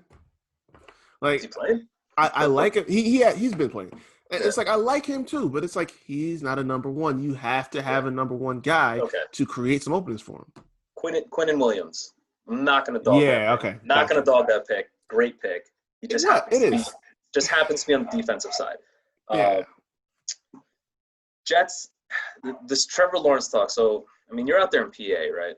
Yeah. I mean, you have the luxury of not having to listen to New York radio because every New York fan that calls into New York radio, ESPN radio, whatever the fan, is a GM capable fan, apparently. That's how they talk. Everyone says, tank for Trevor Lawrence right now. Tank for Trevor. I'm like, what are you talking about? Why? What are you talking about? For what? So just so Trevor Lawrence can fail in this offense too? Exactly. If you guys land the number 1 pick, you should trade it, in my opinion. You should trade it. Trade down to 4 and then take their 2nd rounder and their next 2nd rounder the next year. And then just build around Darnold. Build around Le'Veon Bell. How old is Le'Veon Bell? Is he 28? I think, yeah, he's 20. He's 28 right now. I think 28 or 27. Pretty much 2 years rest. Let's look up Le'Veon Bell's age. Yeah, I want to say he's 28 now. 28. 28. Is he still Le'Veon Bell of the Pittsburgh era? No, not in my opinion. But he's a piece. You let Robbie Anderson go. You guys, what was the difference in money? $5 million over 4 years, if that, something like that. I think. Yeah. I get it. He's not a number one, but I mean, he's working with Teddy right now. So I mean, lightning fast. He's your Deshaun Jackson type with better route running, in my opinion. So exactly. Why would you not keep him? Shocking move that you guys let him go. But circle back. I think Colts win, and I think they cover. That's my lock pick money line of the week. Colts. I think you smash the Colts pick if you're not going to take the points. Good. No offense to you, man. I know you're not taking offense. Oh no, I'm with you, man. Like I want that. I hope they do. Get that number one pick. Get the pick. Ugh. All the way up there. And I do think they should trade to the highest bidder, because if you're not picking a quarterback, there's nothing to pick. Because Jacksonville's going to win a couple games, and then they're going to land like the number 6 pick. Damn, do you trade the number 1 pick down to 6? I don't think so. I think you only entertain the top 3 picks if you have number 1. I think you only entertain not top 3, 2, 3, and 4, unless Jacksonville blows you away. Number 6 overall, 2nd round pick this year, 2nd round pick next year, 3rd round pick, and you can take Minshew. Some ridiculous deal like that. I think you give it up, but or you get like DJ Chark out of it, and then yeah, something. Yeah, but I mean, I smashed the Colts all day. 10.5. I don't even think is enough. I'm trying to pull up the week here again. I'm not going in any particular order. This is just the order of my betting slip because I'm a degenerate. I got you. Speaking of Teddy Bridgewater and the Panthers and the former Jet Robbie Anderson, they are 7.5 point underdogs to the Chargers. Chargers with the sus-ass doctors. Stick to plastic surgery, boys. What are we doing here? Tyrod Taylor, worst luck in the NFL. Very capable quarterback. That was scary to read, honestly. Bad circumstance. Because I'm just like, what the actual fuck was going on there? Like, jeez. Wow. I was very shocked. I'm like, okay, so you hear the report, chest pains. And I'm like, okay, you get concerned. Oh, man. Shit, Tyrod Taylor. Like, I hope it's nothing serious. Like, I hope he doesn't have to retire over this. Like, you hear chest pains, and it's just like, anything can happen in football. And then you hear what happened. You can't help but laugh. It's not a funny situation because I feel terrible for him. Right. You can't help but laugh at what happened. Dude was willing to play. He's going to be a leader. He also named captain. I'm very high on being named captain of your team. And the reason he's not playing is not because of his play. It's because the doctor punctured his lung, and now he's out indefinitely. It's like situation. It's like, who paid you? Situation. And the thing is, the Chargers are a pretty good team. You know, they have offensive weapons. Tyrod could have carried this team. They're going to go with Justin Herbert. Obviously, they have to. Right now, though, 7.5 points favorite over the Panthers. I know McCaffrey's out, but come on, 7.5 for a rookie. I think Bridgewater can cover that. I think, again, Chargers win, but I think Panthers cover 7.5. I think 7.5 comes from them losing McCaffrey. Probably. I think that's what that is. But I mean, Teddy's not a scrub, and you got to remember too, like, you know, Chargers don't have. I think Herbert's due for 2 picks in this game. Yeah, Chargers don't have James Derwin in this game either, so you know he's out for the year. They have Eckler. I mean, they have Keenan Allen, right? And then they have a decent wide receiver core, and Eckler, who I think is overrated. I think that they should have paid Melvin Gordon, but he's actually not really showing out in Denver either. So, Yeah. so I just think 7.5 is too much. I think Chargers win. 7.5 is too much. I'm betting on the Panthers, but my pick is the Chargers for the win. Oh. Yeah, that's where I'm at. I'm definitely going Chargers.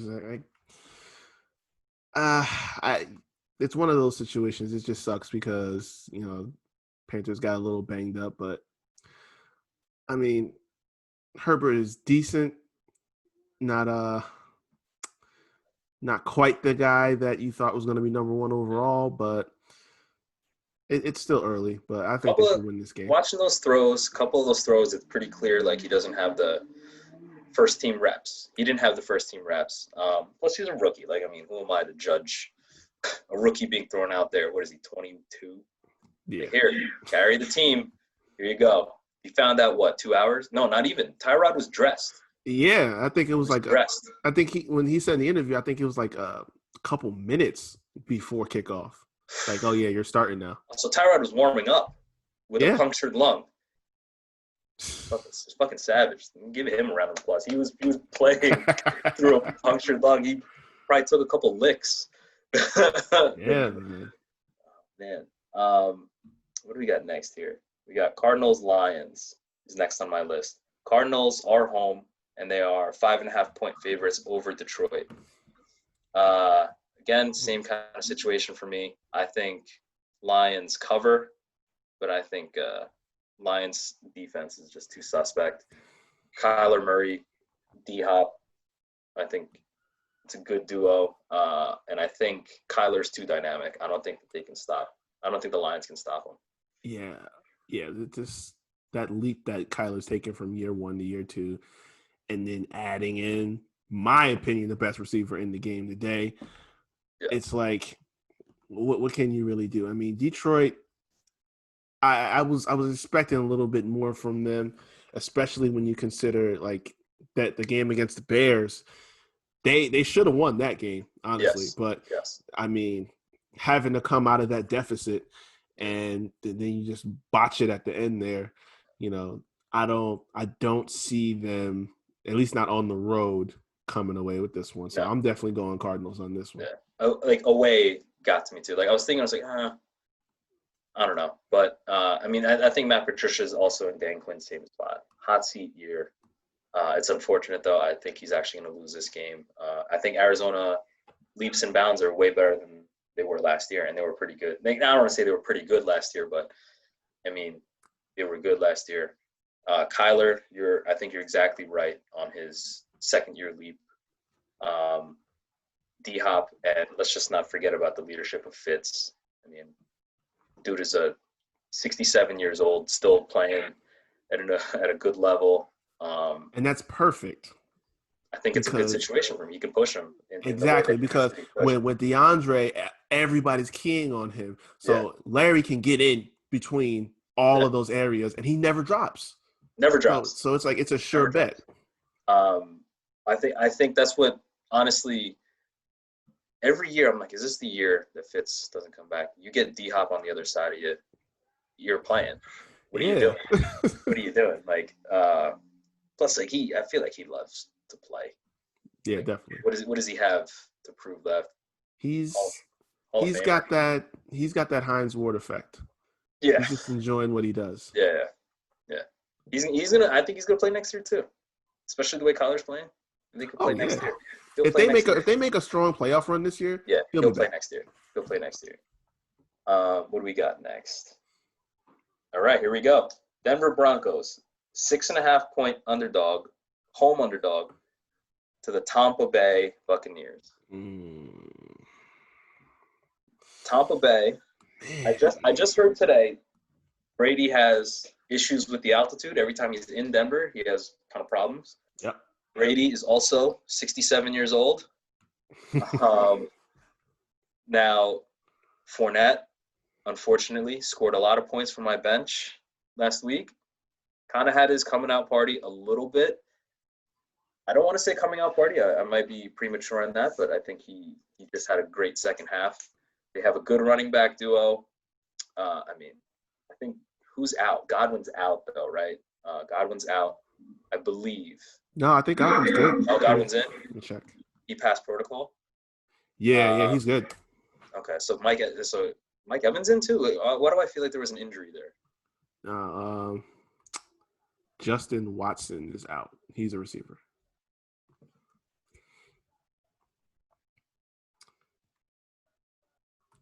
Yeah, that's all they got. Something happened out there. OJ Howard finally looking like a first rounder. Yes, Brady, whatever problems in Denver. They're 6.5-point favorites. I think they cover. I think they win. I mean, who's even playing for Denver right now? So yes, I get they're home. I don't think 6.5 points is enough, and I think another week of practices and another week with Tom, he just gets the timing down better with these guys. I think they show out. I think they manhandled Denver. I really didn't understand how everybody started like just sticking the fork in Tom after that one bad game in New Orleans. It's like there's so many factors. Like first off, he's 43 now. Yeah. This is his first team that he's been on that's not New England in 20 years. There was no preseason reps whatsoever. This is his first game, in live action with a different team in a scrimmage setting. And you're playing a New Orleans team that, at least on paper, from what we had seen, was, a perennial playoff team, a couple games away from the Super Bowl. Yeah. Division game. Yeah. Was I like, this is like going to be a weird statement. I was surprised and not surprised that Tom Brady had the picks in that game. Because Tom Brady, you're surprised that he's going to throw picks. Yeah. But it's also a brand new team. Does he know how without a practice, without a camp, does he know the timing of these guys? Bruce Arians, BA's brand new playbook. He's had 20 years of a Patriots playbook.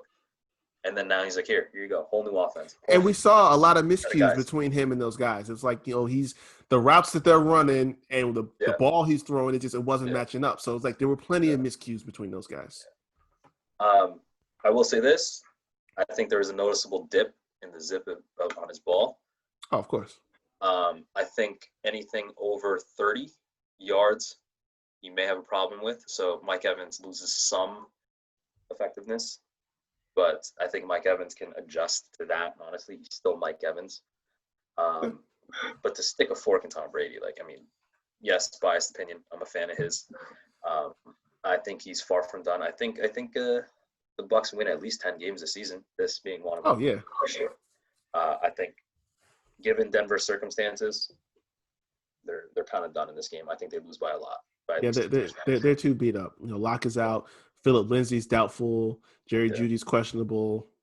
Melvin Gordon isn't Melvin Gordon right now. Yeah. And so now that you can just contain him. And I don't know what to expect out of a Jeff Driscoll. Just stack the box. That's who they're starting? Yeah. Oh, man. I mean, I should have tried out for Denver. I may have had a chance. Yeah, man. I could hand it to Melvin fucking 30 times. I could have started with Denver. I could make a pitch. All right, who do we got next? All right, Seattle at home, Dallas. 4.5-point favorite, Seattle. Biased pick, yes, but I think this one's easy. I think Seattle wins, and I think they cover. This is the easiest one for me. Yeah. Seattle easily, because I think I've said this as early as before the season started. Seattle is my pick to go to the Super Bowl, without question. Wow. All right. I think, the way Russ has been playing the last 2 years, he's just elevating to that next level. Right now, he's 9 touchdowns to 1 interception. If they were starting the MVP race today, he'd be leading candidate. Yeah. The offense, they don't have a strong run game, but it's not even really dampering the offense because it's like they're so dynamic. And DK Metcalf is a man-child. Going to be a problem. I think, honestly, going to be a problem. in at least 2 years, nobody's going to be able to hang with him. No. Nobody. No. This was me when he got drafted. I wanted I didn't want Daniel Jones. I'm not gonna lie. Like I said, I wanted Daniel Jones. But when I saw that they took Daniel Jones at 6, I said, get Metcalf at 17. Yeah. Get DK Metcalf at 17. And then I saw him drop. When he kept dropping, I'm like, what's wrong with him? Is he that bad? I'm like, is he that bad of a route runner? Is he that bad? Is he that not sure-handed? I was like, there's no way. What is the problem? I don't know what the analysts saw. I don't know what they saw. Seahawks slept into him. I think that they're the favorites to sign AB too. And they got Josh Gordon just kind of there. Exactly. If Josh Gordon could get his shit straight and get on the field and stay on the field, get distraction. How do you beat this team? And don't get me started on Jamal Adams because, I mean, that literally broke my heart. Dude. Yeah. The only reason I had optimism for the Jets the last 2 years was because of Jamal Adams. It's like the energy that guy brings.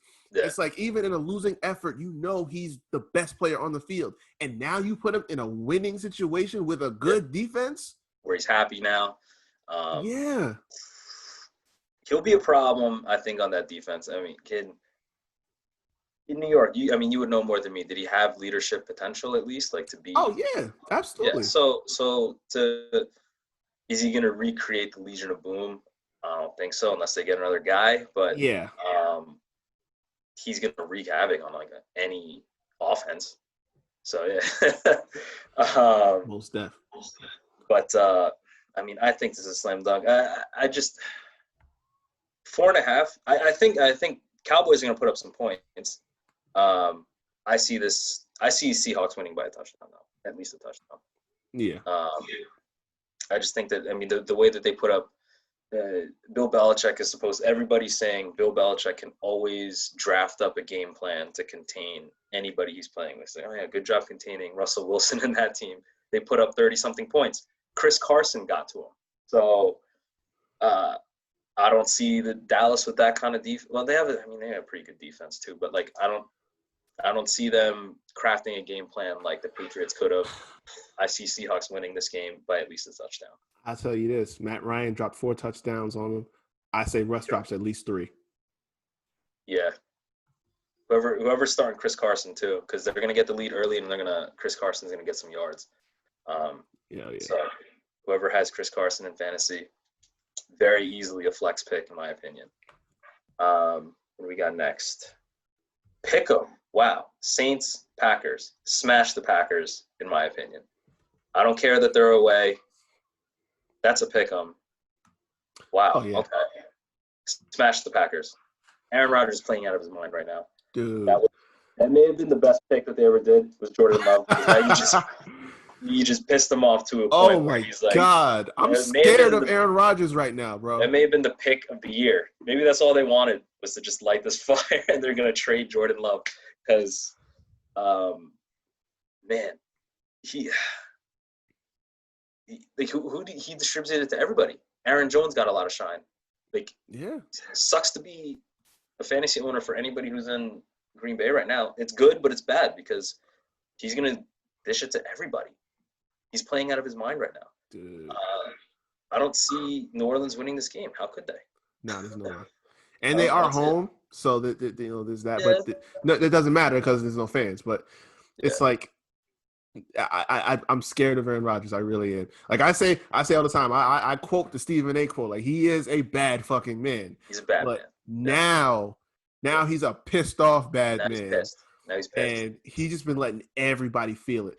And New Orleans defense is going to be one of the better ones that they play. Yeah. You add in, Malcolm Jenkins coming back in and Janoris Jenkins on the outside. Yeah. But I think, whether or not Devontae Adams play is going to play a factor of how much they put up in terms of offense, because I know he's doubtful right now. Okay. But I'm still taking Aaron Rodgers over I still take in this Aaron game. Rodgers. He's clean. He's 600 yards in right now. 6 TDs, no picks. Yeah. If like I said, if the MVP race was going, I got Russ at the top, but Aaron Rodgers is like right on his ass right now.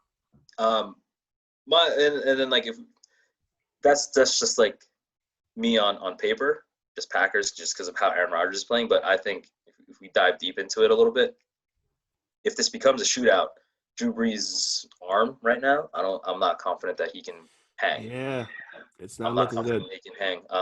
And Michael Thomas is a little banged up, my understanding, right? Yeah, he's got a sprained ankle. He said he was going to try and play on it, which Okay.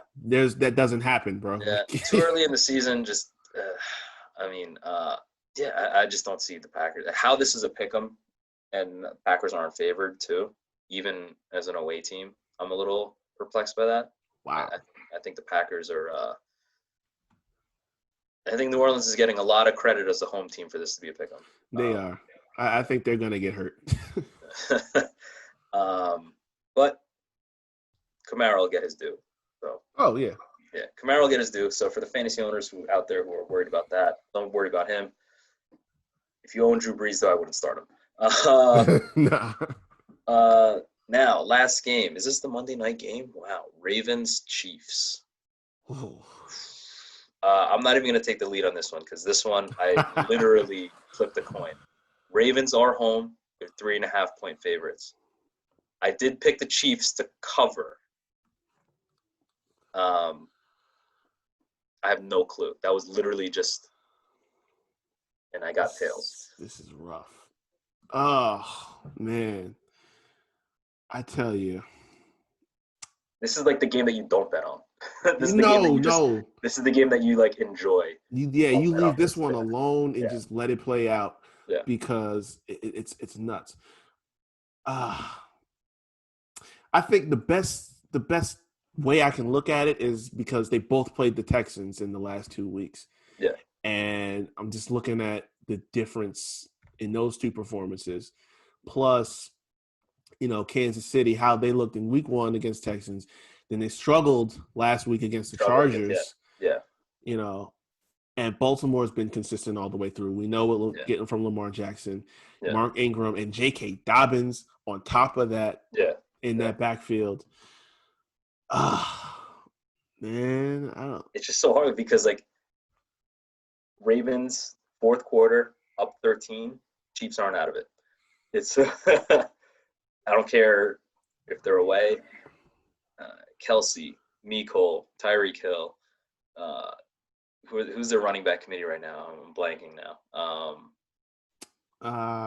Does it even matter? Clyde Edwards-Helaire. Yeah, that's right. Damian Williams. Right. Clyde Edwards-Helaire. That's right. Who went in the first round in my fantasy draft this year? I was a little surprised about that, but somebody knew something. Because he had a hell of a first game. Yeah. My brother, who actually took him. There's no family in fantasy football though. No. No, there's no family in fantasy football. That's like Monopoly. Yeah. I started a league for my girl too. We break up every time we face each other. Oh shit. Nah, but you know what? I picked the Chiefs purely because they're getting points, and this is one of the only times that I think the Chiefs will ever get points this year, and I think you bet that. That's the only reason. And tails. Is the tails on a coin flip. Man. Shootout though. I think this is over 54, 55. Oh, it's definitely going to be a shootout, no question. I think you bet the over for sure. If you're going to bet on this game, bet the over. And then do those prop bets like yardage on like Lamar or something like that, like scrimmage or total yards. Like if the over's on 280, I would smash that. Chiefs simply because they're getting points and tails on the coin flip. That's really why I'm picking them. Very, very difficult game to predict. Yeah, because they're the elite of the elite. These two teams. I think this is definitely going to be a shootout, no question. That the scoreboard is going to be run up all the way, and if it's a shootout, I gotta go with the guy I trust in that scenario, which in this case it's going to be Pat Mahomes. Yeah. Most definitely. Like I like Baltimore's defense is definitely better, and from what I see, most of their guys are good to go. Tavon Young is going to be out, but that's not really going to hurt them much. Sammy Watkins is going to be questionable for the Chiefs, so there's that. Okay. But yeah, it's still he's the third receiver on that team. Yeah. So that's not even going to hurt him. He's been pretty pivotal. I don't want to downplay Sammy Watkins, but yeah, Tyreek Hill, Kelsey's not a tight end. He's a wide receiver who happens to block every now and then. And Clyde Edwards-Helaire is showing up a little bit more than people I think expected. So, and then Mecole Hardman, who's pretty much Tyreek Hill 2.0. So, still though, like if on Tuesday morning I see the Ravens with a victory, I'm not shocked at all. Yeah, I'm not shocked at all. Yeah, and that's week 3. I feel confident in pretty much all my picks other than that one. yeah. Yeah, but my lock of the week, just to recap for me, outright the Colts. Cover of the week for me, Bengals. Yeah. I'll rock with that one. All right. That Now, covers Sunday, but we got a big Saturday going on too. yes, sir. Before we wrap up, we got to talk about UFC 253. Solid card tomorrow night, headlined by Israel Adesanya defending the middleweight championship against Paulo Costa. We finally get in this fight.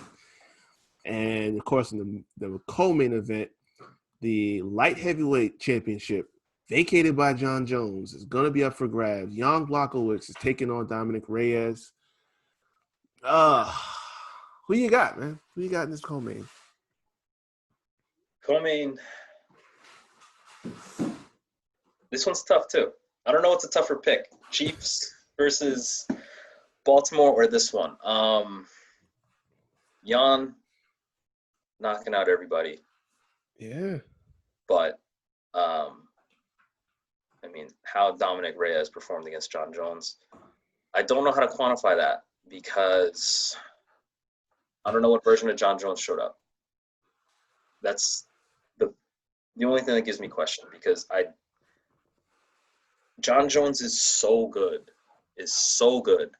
that when he looks bad, it makes me question how seriously he took it.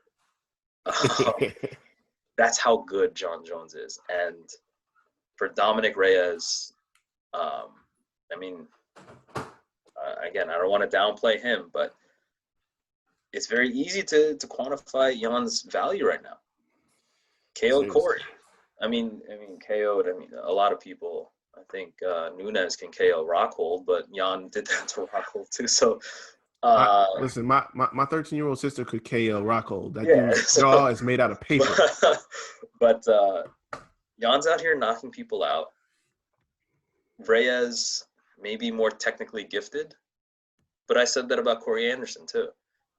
And yeah. So my pick will have to go Jan, if we're being honest here. I think he finishes him. I think I'm not positive that I'm not sold on Dom's power. Like he knocked out Weidman. That's my most recent knockout that I can remember. That's not as impressive Weidman's anymore. Blown up light heavy. I'm not going to count that one. Like he looked great against John Jones, but I think Jan's just a wrecking machine right now. I think he clips him. I think he takes him out second or third round. I think first round, feel out round for both of them. They get the range. Jan takes him out. I don't think this goes outside of 3 rounds, honestly. But, man, it's tough. Like, Dom was really I was one of those people, I thought he beat John. Like, I thought he, just edged them out 3-2. But, man, I don't know. Like, coming off of that, off of the momentum, I think this comes down to who's gonna be quicker on the trigger. So, I mean, I would say probably goes about 2 rounds. Dom's more technically gifted, in my opinion. I think he's more technically gifted athlete, collegiate football player, borderline NFL caliber. Yeah, he's an athlete. I don't know, man. Just Jan. The idea, like the punch that knocked out Corey, like watching that in the slow-mo, I'm like, there's some serious power behind that because it didn't look like he really got into it. It looks like he just threw it. And then he just dropped him, pretty much slapped him. The only thing I'm questioning is what you said before is the power for Dom. Because I think to beat Jan, I think you have to knock him out. And I don't know if Dom can do that. So He I just don't needs know. enough power to gain respect. Does he have Yeah, that? Does he have that? I think he does, Yeah. but it's a question of if that can be enough. Yeah. Uh, yeah, I might go with Jan on this one. 'Cause, I would hate to see it yeah. because Dom, watching him in the Yeah. last few fights look like he earned this one, but Yeah. it's just a matter of if he can drop this guy, and I don't know if he can. I think Jan pulls it out. I think he gets some sort of like TKO stoppage, something like that along those lines. Because it just takes one.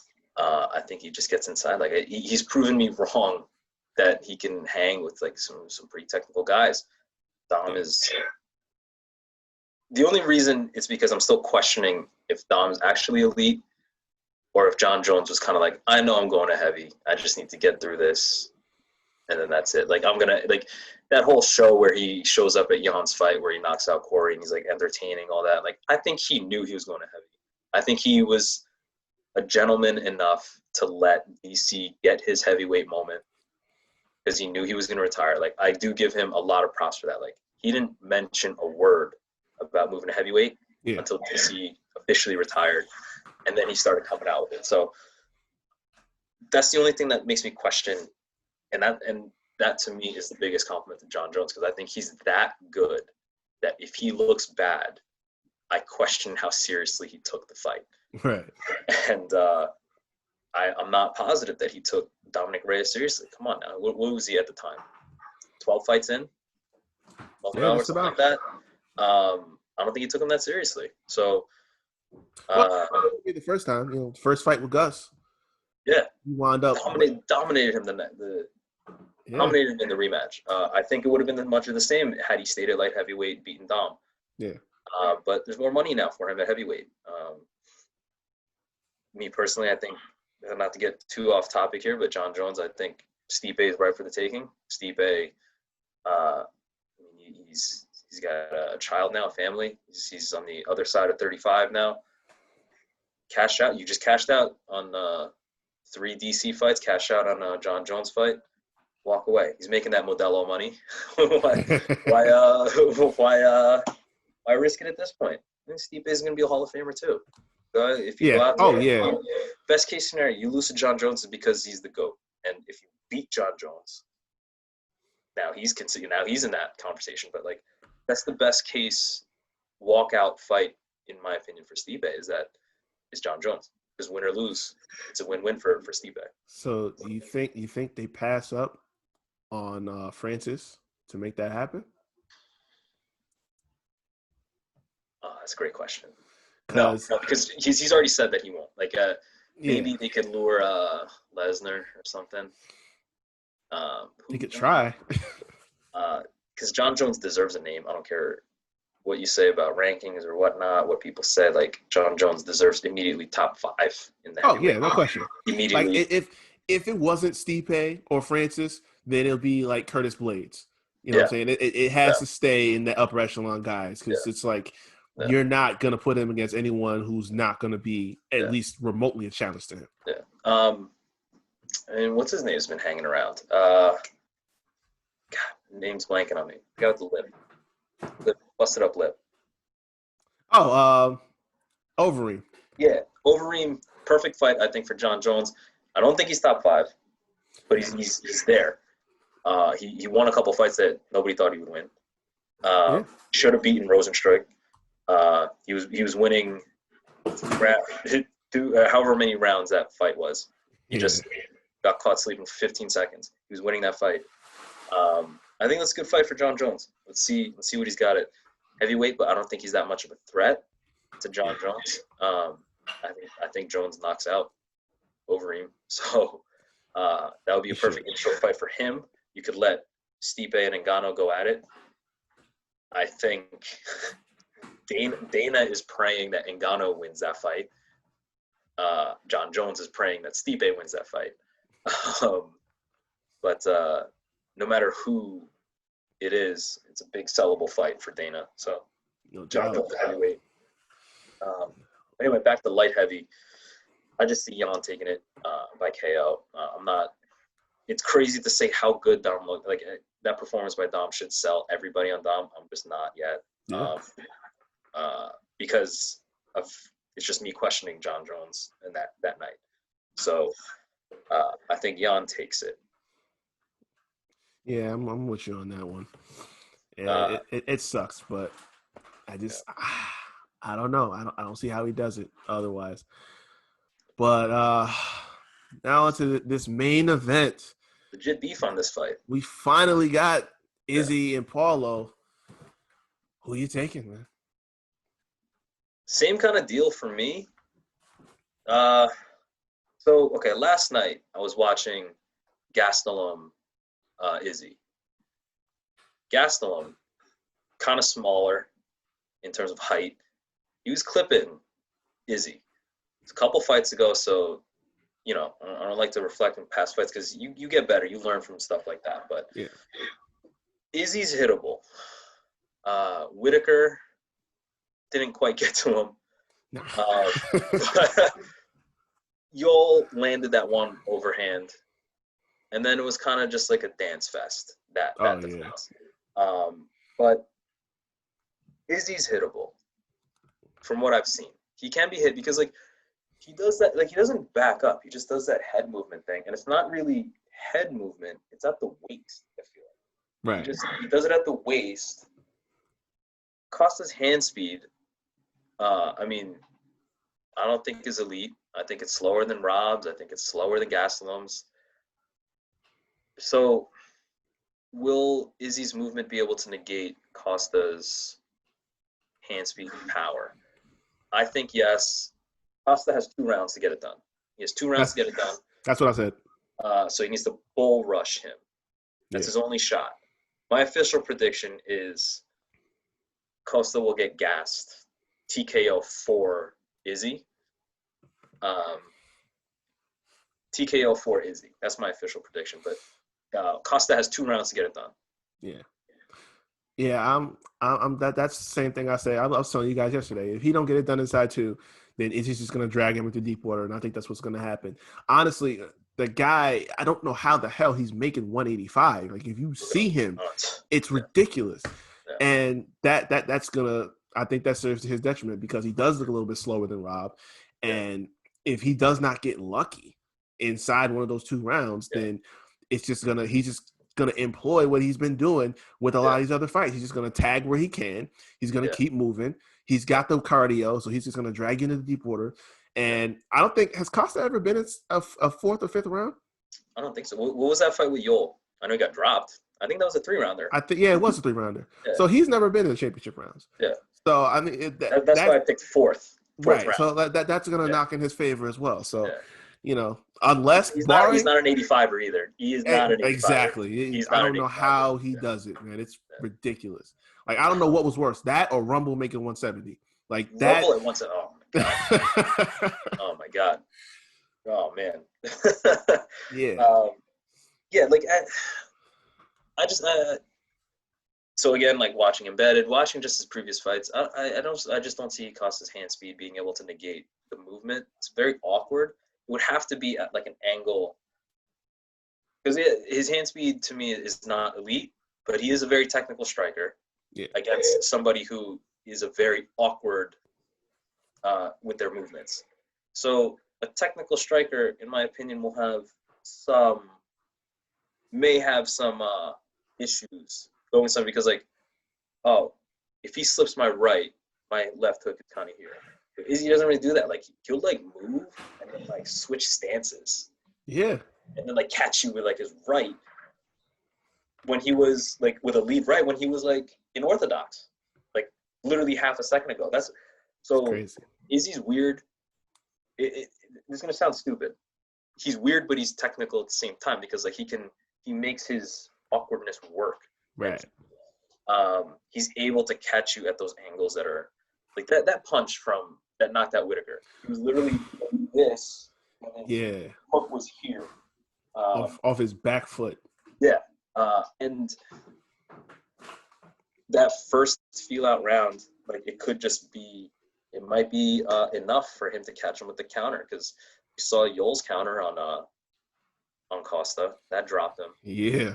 And it's not about the power. It's just like it's the one you don't see. And Izzy definitely has that ability to catch you with something you don't see. So again, this doesn't go all 5, but I see Izzy taking him deep waters.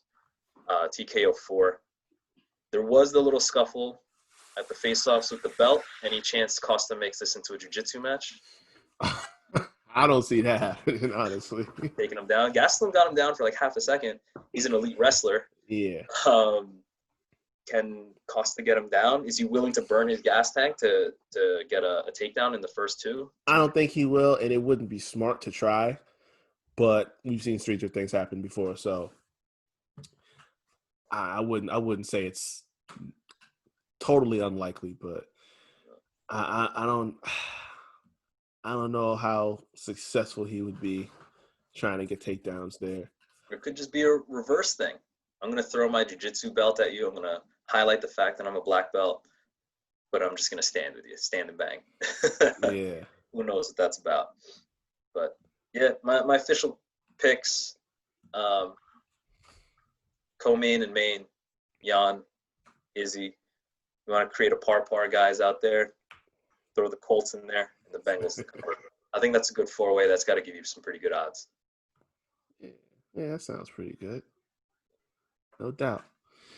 Well, anyway, listen, man. Appreciate you coming on. Absolutely. Some dope stuff, man. Glad we got up here to chat it up and go through these picks today, man. So I'm going to close this up right now. But before I do, plug your socials. Let us know where to find you at, where to listen to you. Yes, sir. So we're out here based out in New Jersey. We run a small fight fan page, fighthound.tv. Out on Instagram. We have a Facebook page too. But hit us up on Fight Hound. You know, we were out there. We'll put up funny stuff. Fight announcements, anything relevant in the boxing and MMA world. I'll sneak in some wrestling here and there because it's still real to me, guys. It's still real to me. So, we all sorts of content in the fight game because wrestling is a fight. It is a fight. So, that's where you can find us. Instagram, fighthound.tv. Cool. Hey, this has been the Havoc Hour. I'm your host, Wreak Havoc. Thanks again, bro, for stopping by. Sir. We are out of here. Catch y'all next week.